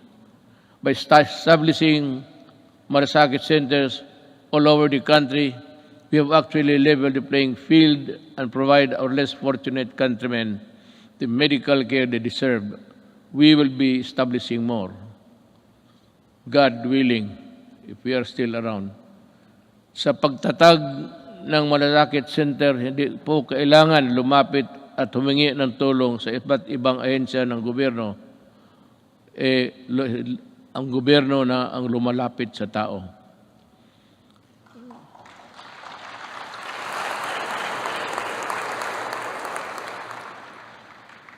So, let us talk about COVID. It's mentioned everywhere in the speech, but what's this goddamn virus is? I have to admit, back when I decided to answer your call and run for higher office, never did I imagine that my presidency would not only be judged by how I made good in my campaign promises in fighting illegal drugs, criminality, corruption, but how well I led our nation during the global pandemic. Hindi na ako makapronounce ng buti, baka mayroon na ako. May ambulansya ba dyan? Mukhang iba na ang... You know, I cannot pronounce the words. I hope this is not a symptomatic.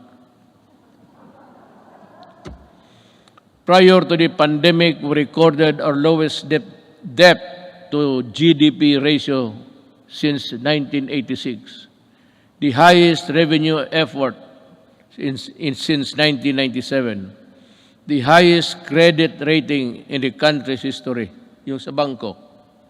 Because if your rating is high, it's easy to borrow at maliit lang ang interest. That is the dynamics of a rating by Fitch and Poor, mga ganon. So,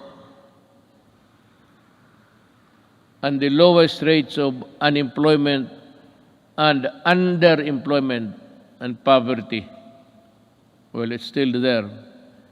It is beyond dispute that our economic governance fundamentals were robust when COVID-19 hit us. I am sure that much can be said about the way we took on the daunting challenge of preserving lives while sustaining our momentum towards the developmental. Dito na lang ako.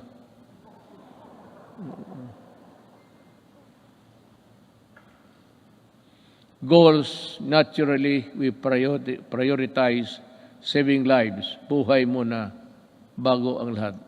Ibig sabihin, inuna natin yung gastos, yung pera natin sa pandemic. Kinuha ng lahat ng mga budget. Si Dominguez yan. Yun ang ginamit ninyo sa Bayanihan 1 and 2. Doon natin kinuha yung pera. We move quickly to safeguard the well-being of every Filipino through preventive and responsive health and safety measures and broad inclusive social amelioration programs or SAP. Thanks to the support of Congress, we launched the most extensive social protection program in our country's history with the Bayanihan passage of Bayanihan 1 and Bayanihan 2.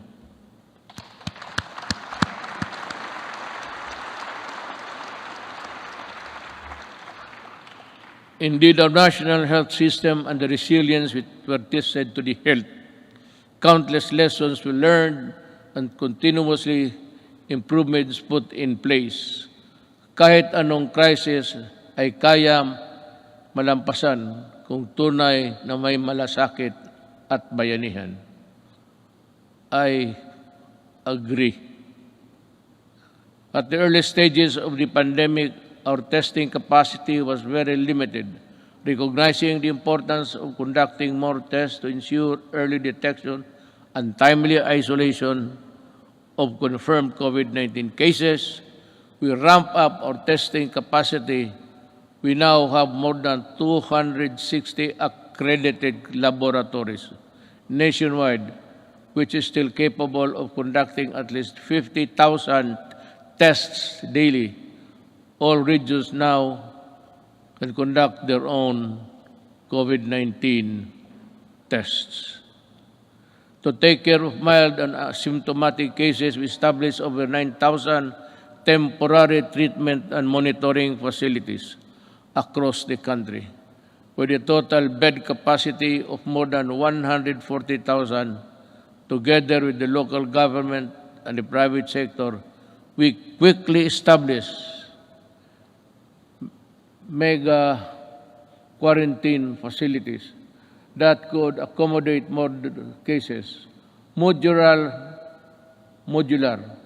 hospitals and quarantine facilities have also been established nationwide, especially in Metro Manila. For our severe COVID cases, our tireless health workers will continue to ensure that you are provided with the best care around the clock based on the latest development global best practices. Our health experts continue to actively participate in the search for safe and effective COVID-19 medicines. With the help of Congress, kita mo sa lahat, I never said, wala kang magiging that I developed caused the construction of a bridge that is nowhere to be found today. Yung ako sa inyo talaga, with the help of Congress, we passed 13 measures that establish new and improve the capacity of existing hospitals around the country to provide quality care and services. Our people, especially amid the ongoing pandemic-19.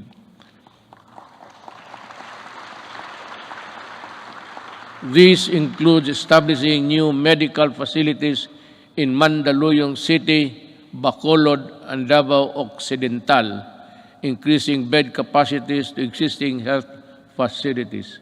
In Quezon City, Ilocos Sur, La Union, and Palawan, the upgrading of health facilities in that area to include Leyte. Currently, we have received over 30 million doses of COVID-19 vaccines. We expect to at least receive 36 million vaccines this month, and in August, we have inoculated more than 7 million Filipinos which have received the first dose. At least 17 million. Well, I think the landscape, the health landscape of the country continues to improve as we, with the continuous approval of COVID-19 vaccines, we are ready to boost further our daily vaccination rate.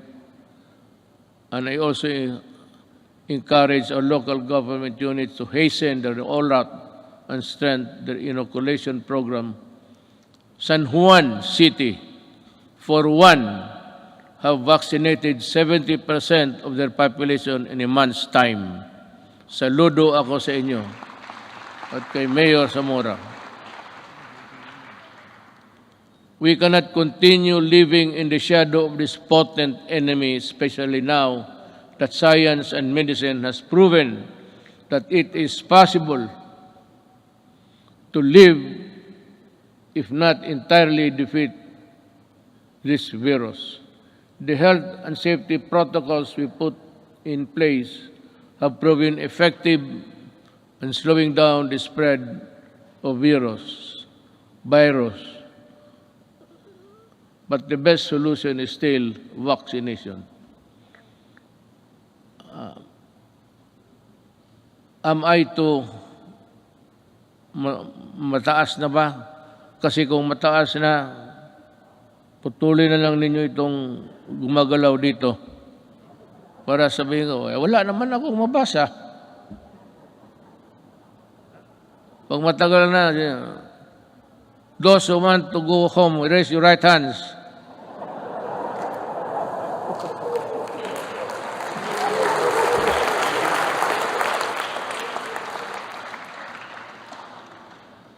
Pati si Monsignor, wakang taitaas niya kamay niya. That is why I implore our countrymen who are now in the list of sectors to be inoculated to get vaccinated now.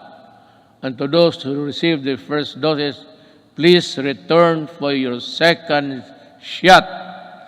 I also ask for patience for those who are next in line to receive vaccine.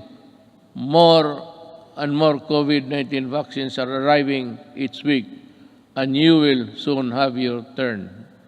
Corollary to this, it is high time that clear and precise uniform protocol and guidelines are issued in anticipation to the vaccination of more Filipinos and the steady reopening of our society. You know,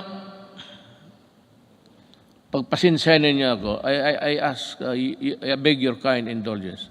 But I have to talk about something which would affect us all. It seems that this government is too far away from the people. Yung serbisyo talaga na totoo. Nung isang araw nakita ko, I do not want to know what place was that. Ang mga tao nakapila. And they said that they were there at 4 o'clock. Lumalakas yung ulan, sa payong lang sila. So nanonood ako sa report because I listen to the report every morning. Makukuha mo sa mga radio station yan eh. So I was having breakfast. I was listening to their TV. At nakita ko yung mga tao nakapila doon, malakas ang ulan. Sabi ko,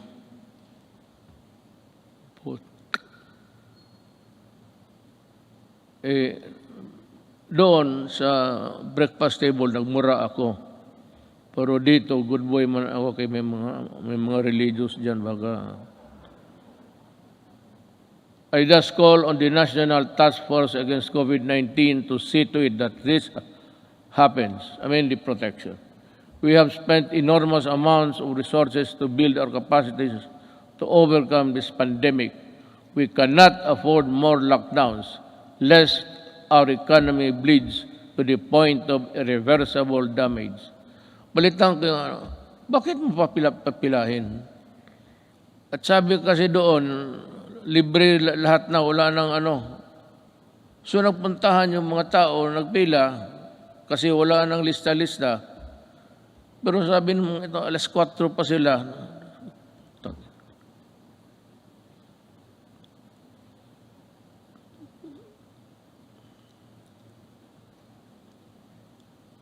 Hindi lang ako pwedeng alam mo sa totoo lang, hindi naman ako nagyayabang. I'm just an ordinary Filipino citizen. Just like you, I get hurt when people are nearly almost brutalized. Bakit hindi ka magkuha? It's rain time. Malakas ang monsoon, southwest monsoon, dumadaan talaga sa Pilipinas. Gamitin mo utak mo. You should look for a gym. At bigyan mo lahat ng tao ng number. Hanggang dito lang po. Hanggang dito lang tayo. Balik kayo. Itong bukas, from 15 to 20, kayo na naman bukas. Bigyan mo lang card. Prepare a card where you can, the marshal will go around the queuing na, bakit mo, hindi ko maintindihan, this media, hindi ko maintindihan, bakit gawain mo yan sa Pilipino? Yan ang tinatanong ko. Why do you have to do it to the Filipino? You can always, maghanap ka ng, there's always a gymnasium. Mga eskwelahan, walang klase ngayon. Bakit hindi mo gamitin doon? Bakit ka maghanap ng isang tarantado?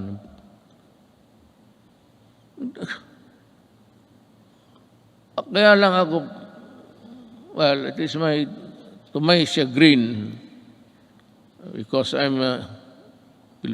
gusto kong lumabas, itong PSG lang na ito ang, sabihin ko sa inyo, huwag kayong magpresidente. Ito, wala talagang, sabihin ko, maliit ang sweldo. Wala ka. If you're not there really for mag-corrupt ka dyan, well, it would make you a billionaire overnight. But kung magtrabaho ka lang ng ganito, ako presidente, gusto kong lumabas doon, sabihin ko, hoy, bakit ganito to? Bakit ganon kayo ka-stupido?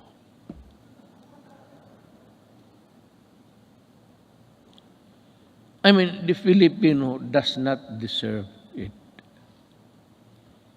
Even if they are not paying taxes. Because the theory of government is that all money belongs to the people. And the money is there. It belongs to all of us. And it should be used for public good. But what is the use of public good if you are not good and stupid? So, ganun ang mangyayari sa Pilipino. I'm just letting off kasi kung hindi lang talaga bawal, itong PSG, hindi ako pinapalabas. Magsabi ko, magpunta ako na, sir, hindi pwede yan, hindi pwede. Kulong talaga ako. Magpresidente ka, totoo lang, you are a prisoner. You are brought here, kunyari ka pa, di chopper ka, di gwardiya, patos uwi ka doon sa bahay mo. Tapos hindi ka na makalabas. Priso ka talaga. Tawagin mo ang security, yung gusto kong pumunta, sir, pasensya na. Tapos paggalitan mo, sabihin mo, sir, ang authority namin does not come from you. It comes from a law. So, kami ang masunod. Talagang, sige ka, pirma, bunch of papers, if you read it hanggang umaga, trabaho ka, sweldo mo ganun lang, just give me 219,000. Tapos ganun ang trabaho. Mag-isa ko, butit ngayon, kaya nandito yung asawa ko at dito yung anak ko. Nabubuhay yung loob ko, mag-uwi ako sa bahay ngayon. Looking forward. Today is my last State of the Nation address. But this is by no means my swan song. I shall never cease to implore Congress to pass vital and critical legislation as well as to push the entire government to ensure nothing less than the full recovery and revitalization of our country. But to do this, it is necessary for us to first overcome the crippling fear, anxiety, and uncertainty that was caused by the threat of the COVID-19 virus. Well, I really do not know what to do. I have to listen to the task force.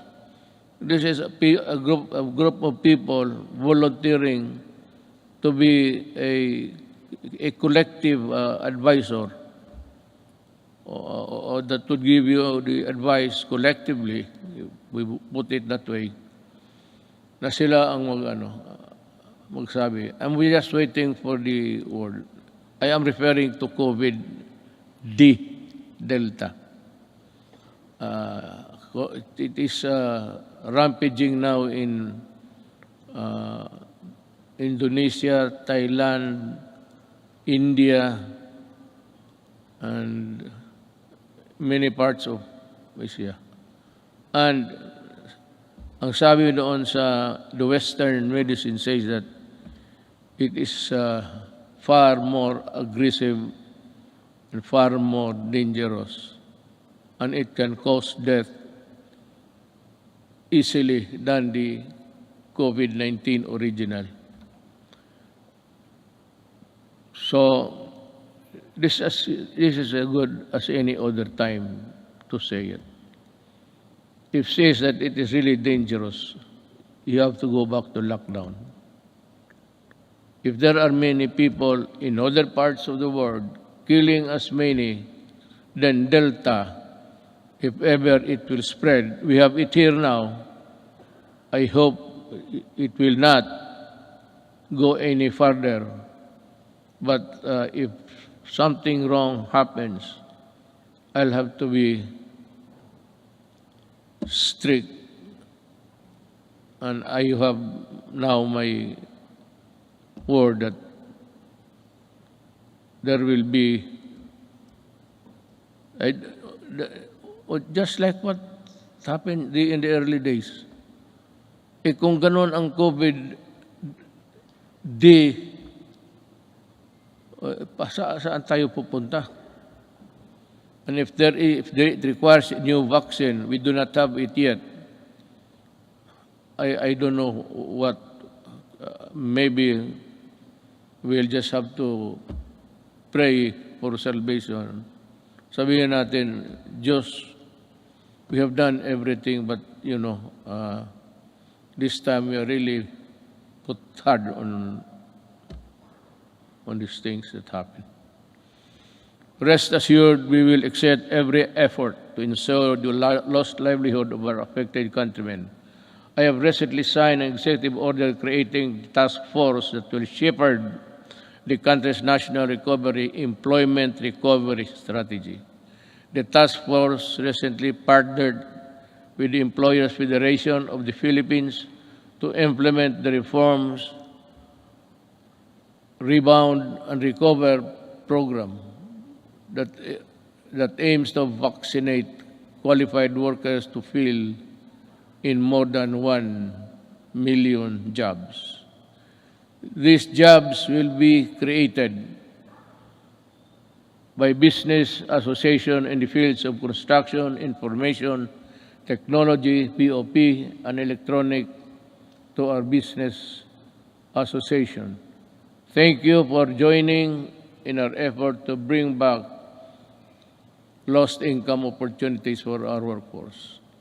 Another important component of our employment recovery strategy is the retooling of our workers to prepare them to better job opportunities. Since the start of the community quarantine, over 1.5 million availed of the TESDA's free online training program. I am directing the National Employment Recovery Strategy Task Force, particularly TESDA, to ensure the upskilling of our workers and increase their employability. I expect the task force to work double time, not only to recoup job losses, but more importantly, to rehabilitate the economy and help our hardest hit sectors. Through COVID-19 assistance, to start enterprises or CARES program, we released 988 million pesos worth of loans to over 14,000 enterprises. Bayanihan 1 and Bayanihan 2 released 2.9 billion pesos worth of loans to over 12,000 enterprises, including our displaced OFW enterprises in the tourism sector, to help them start or sustain their business amid the pandemic. Along this line, I would like to renew my call to Congress to immediately pass the amendments of priority legislative measures such as the Foreign Investments Act, the Public Service Act, and the Retail and Trade Liberalization Act.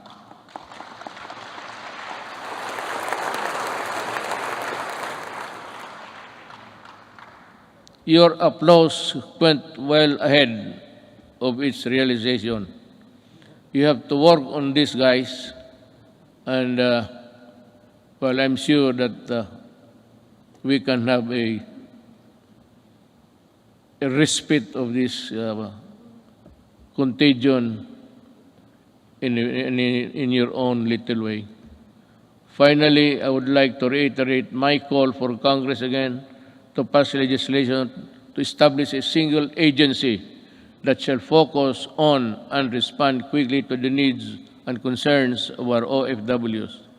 I pray that our next leaders and our future generations will not squander our natural resources and fight for integrity of our environment in a manner fiercer and more effective than my administration had ever done. The pandemic has taken so much from us as a nation, but like other adversities that tested us time and again, it can never take our courage and resilience and the spirit of Bayanihan 1, or rather Bayanihan, and the value of the malasakit are now indelible in us Filipinos. We shall use these gifts to forge ahead towards a better normal. As we come to a point where the risk of COVID-19 transmission can, to a certain extent, be managed, and I'm hopeful that we shall be united in forging ahead towards bringing the country back to its robust growth path. Let me end by adding this particular statements. We are on learning, education, and learning. Despite our inability to conduct face-to-face classes during this pandemic, we remain determined to deliver quality and accessible education to all. Creation of the basic educational learning plan. Community plan enabled uninterrupted learning to students in the basic sector while ensuring the teachers' health and safety and well-being.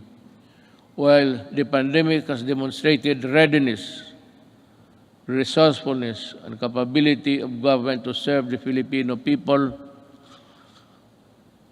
through the use of ICT and digital services, it has also shown its inherent deficiencies and weaknesses.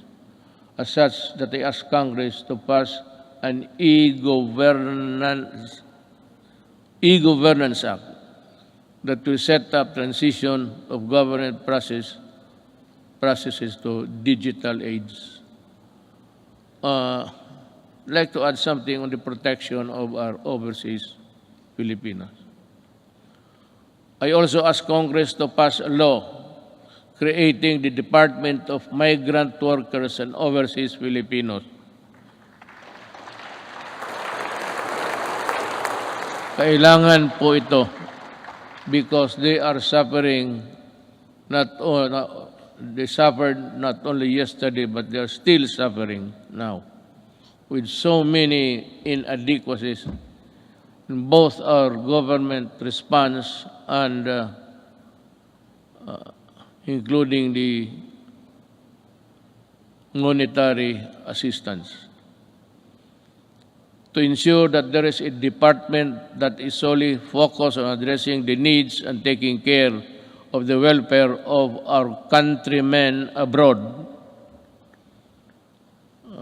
Before I end, let me also touch on the environmental protection. It has also been 13 years since the Supreme Court Trumandamos ordered the rehabilitation of Manila Bay. Unfortunately, no immediate substantial action to comply with the Supreme Court's order was undertaken until 2019, when this administration started its long overdue rehabilitation. As of May 2019, all illegally operating open dump sites surrounding Manila Bay has been shut down, while 151 out of 187 LGUs surrounding the bay have now access to sanitary landfill. Establishments have been forced to comply with environmental laws and ordinances, while those who did not have been closed. As a result, pollutants have been slightly reduced, coliform levels also reduced to its barest maximum, are now in its longest levels in years, if not decades. I urge the DENR to sustain the efforts to continue working with our LGUs to restore Manila Bay to its former glory.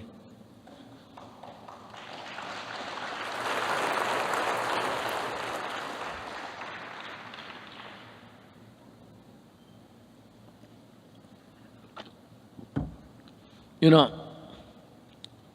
just one little thing before we end. Yung pag-ano sa Manila Bay,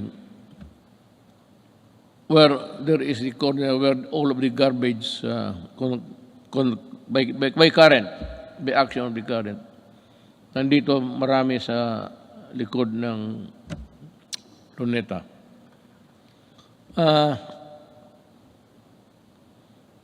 Dinawa natin yan at nilagay tayo na itong yung puting basto na which is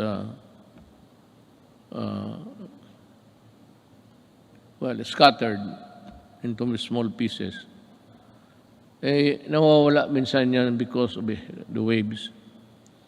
So every now and then, we still have to replenish because we cannot change the nature of our shores. That is how it is. It is not a permanent fixture there, doliform. It is there from the mountains, and we break it down and bring it to the sea. But that would occupy that place, irrespective of there is a high tide or low tide. Nakakatulong yan. At nawawala yan. And the only way to do it is to replenish it until we can think of a good alternative of how we can process the whole thing back to its normalcy. If there was really normalcy at that time or at any other time in the past. On the resilience, again, dinagdag ko na lang ito. So time is good and as any other time again to ask you, in line with this, we hope to pursue the creation of public entities dedicated to managing emerging and re-emerging diseases. I thus fervently ask Congress to enact a law creating the Center for Disease Prevention and Control and the Virology and Vaccine Institute of the Philippines. We must, baski gaano natin kahirap, however poor we are, I think that the Filipinos, given the proper support and the things, the equipment that they have to use, we can, I am sure that the Filipino brain can also process or make vaccines in the future.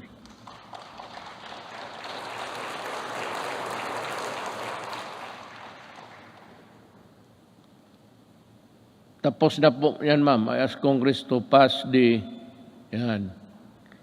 Disaster Resilience Act that will create the Department of Disaster Resilience. Let us also, pagkatapos ito, ma'am, ikaw yung unang tao na mag-congratulate sa akin, ha? Kaya ako nagkautal-utal dito dahil sa iyo.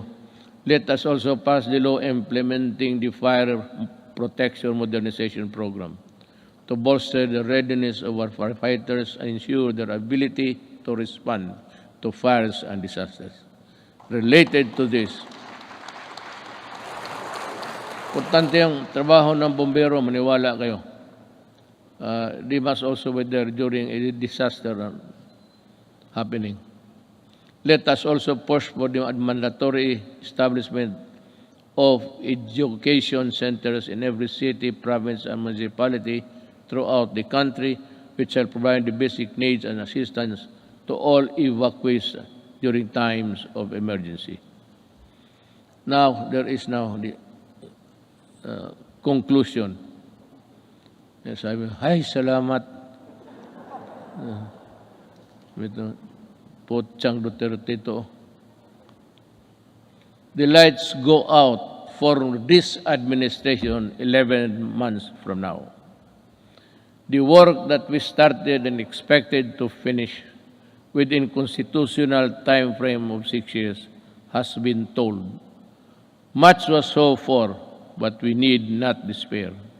Desperation is a feeling alien to the resilient Filipino.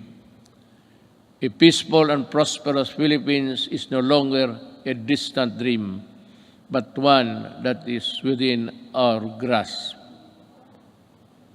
If our future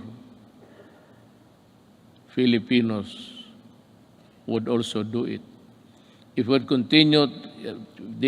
they would continue and would seize the opportunity to work together. Malaki ang papasalamat ng mga kababayan natin, lalo na silang sinasabi na mas panatag ang loob nila ngayon. Hindi na nababahala ang mga magulang na lumalabas ang mga anak nila naglalakad sa gabi.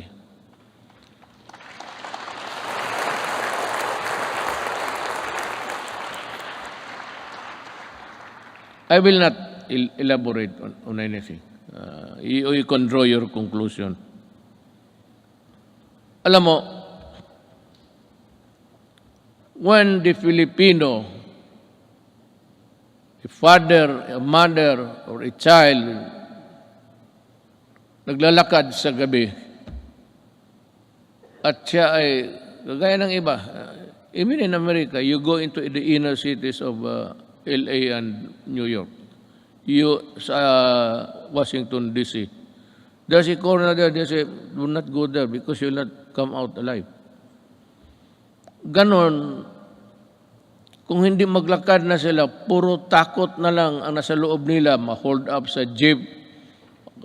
Tapos pati yung taga-ombudsman na buntis, patay pa, pati yung bata sa loob ng tiyan. But just to get the money to buy shabu. Because when the monkey is riding on your back, yung katawan mo hindi mo na that is why you need to higop, sip. Kailangan mo maghigop at kailangan mong pumatay pag wala kang pera, hindi naman talagang papatay. Maybe not. The mind is not ready for that. But in the struggle, you put up a struggle, if you are the owner of the money, talagang papatayin ka kung hindi mo ibigay. Yan ang ayaw ko. Kaya nung na-mayor ako sa Davao, ganito, mga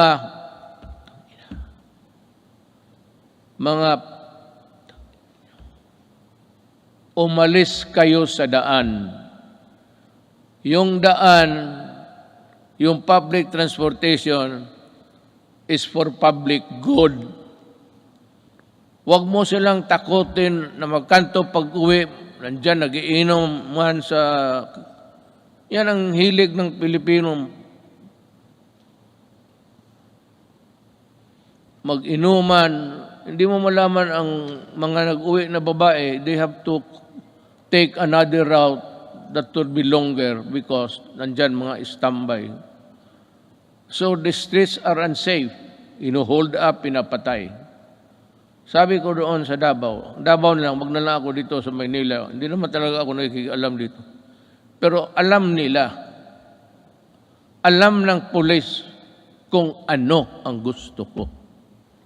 Magprangkahan tayo. Sabi ko sa pulis, isauli mo yan. The roads, the highways are for law-abiding citizens of this country. Yung mga kriminal, yung mga, the dregs of society, wag ninyong gamitin yung mga daan, hindi para sa inyo yan. And I will see to it that you are not there. Be sure that when I pass by, I do not see you. Because if I see you, I will dance with you. Isauli ko. Kaya ngayon, medyo hindi naman talaga But yung mga sales girl, mga shopping center, panatag na ang loob nila. At least chances of being mugged, murdered, and raped. Yan ang ayaw ko.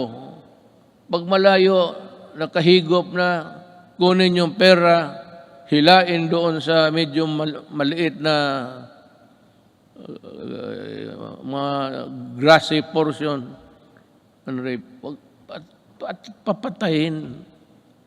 Yan ang hindi ko matanggap. Just like yung Pilipino sa Wikwing, I may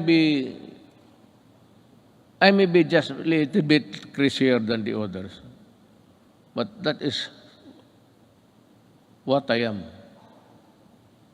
Ayaw ko yung, lalo na magsyabo ka, tapos magpasyal ka kung ano, wala kang makuhang pera, aakyat ka ng bahay. Just like that bank teller. It was raining so hard, just like the rains that we had experienced. It was pouring almost cuts and nails. Ang lakas talaga ng bagsak ng ulan. She went home to knock the door and pump the door loud. But ang parents nilang matanda niyang parents, hindi nakarinig. So anong ginawa nitong mga sa construction workers? Because diyan nga ako galit sa dugay. Nabibili nila mura. So it's 200, 300. Susuyupin nila. At pag nakasuyop ng droga yan, maghanap ng alkohol yan. Sigurado yan. Pag tama ng alkohol, pati yung ng droga, it shrinks the brain. Yung babae, she was just picked up and brought to the construction site near the house. Tapos ni-rape doon, pinatay, sinunog pa. Oh, yan ang hindi ko talaga maintindihan. I cannot recall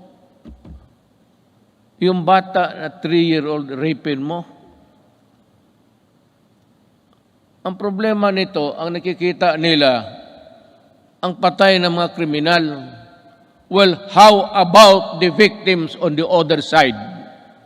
Bakit hindi ninyo tignan and see what these criminals have done to our children, to our wives and daughters? May listahan kayo. Ang listahan ninyo doon sa namatay, hindi ba kayo maligaya niya, wala ng kriminal? Pero pag tinry mo dito, ilan ang patay na inosente, pati pulis ko at sundalo na mamatay dyan. Baka akala ninyo kriminal lang. So that is my lamentations, and I just want you to hear. In my 5 years in office, we made real change in governance to the reforms we pursued. However, for this governance,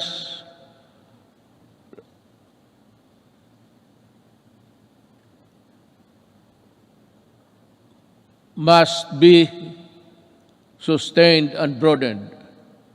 We need to make, I'm just getting my ear. Naghihingal ako. Baka dito ako mamatay pagka-presidente. Iba na ang pitik ng ano ko ngayon. Ng kasing-kasing ko. Kasing-kasing is puso.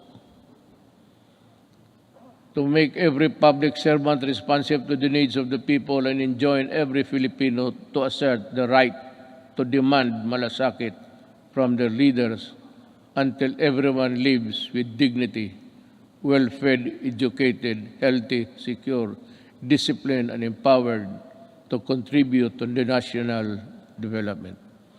I will not forever be president. But ang kulang sa Pilipino is assertiveness.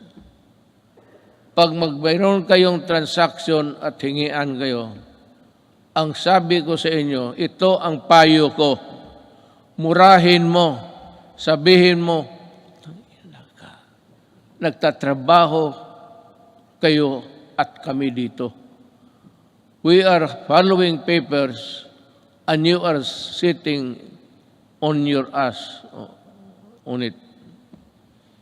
Kaya dito sabi ko, makinig kayo lahat ng Pilipino, total last SONA ko ito. Pag may mag-follow up kayo, permit, clearance, at maghingi ng pera, murahin ninyo, sabihin ninyo, yan, sabi ni Duterte, sampaling ko kayo kasi ako nagbabayad ng buwis. Bakit ginaganito ninyo? Anto di mga Pilipino, hindi naman lahat. Tayong magtatrabaho sa gobyerno. You know, I mean, it takes you 1 month to process a paper. Takes you, patos pabalik-balik yung tao. Pag ang tao bumabalik, 2, 1, 3, then there is corruption there. Murahin mo at kung maari, pahiramin kita ng pangkulam para kulamin. Ganun talaga. I'm just warning everybody. There's still 1 year to go. In about 3 days, lagyan mo ng papel, bumalik ka dito at this hour on Thursday. At pag gano'n, pakita mo yung papel, hanapin yung papel, ibigay. Yan ang gamitin ninyo. For all the local governments also. In my cabinet, it's 30 days. Walang extension. All. Sabi ko, reduce the signing authority from 6, 7 to only 1 or 2. Hindi naman kailangan hindi kailangan magpirma lahat ng empleyado dyan. 1 or 2, yung iba mag-process lang. But if we cannot process it also in so many days, in Davao, if there is a clearance which is long overdue, hindi mo na pwedeng ibigay doon sa tao. Ibigay mo sa akin at tanungin kita mo, bakit inabot ka ng ganitong? There's no other conclusion.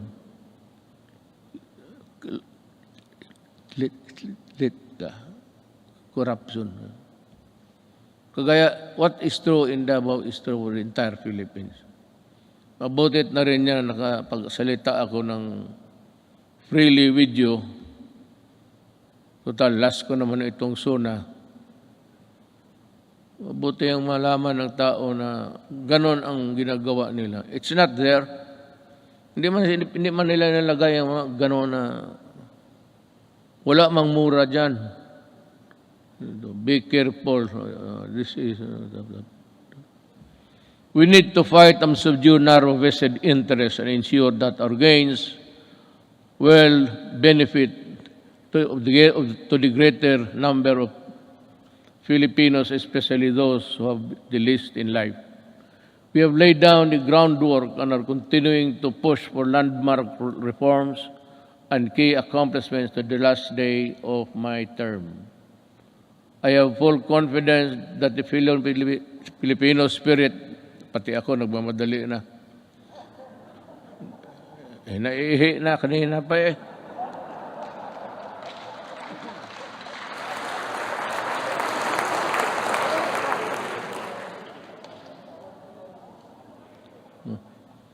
It's a natural human biology, so what's the big deal? Bakit kayo magpakpak kung napaihi na ako? Sa bagay, alam ko rin, nahiya kayo magtindig. Puno ang pila nito pagdating sa CR maya. I have full confidence that the Filipino spirit will persevere and triumph together. And together, let us rise as a nation. Thank you.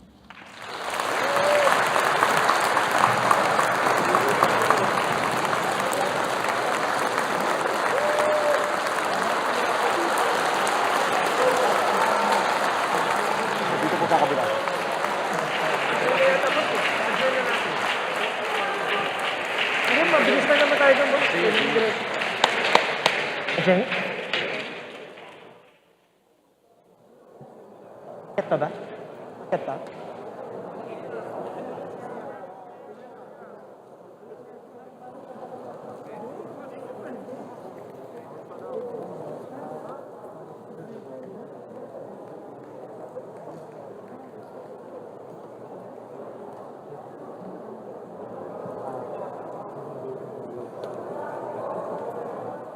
Salamat po sa I am deeply honored. Congratulations.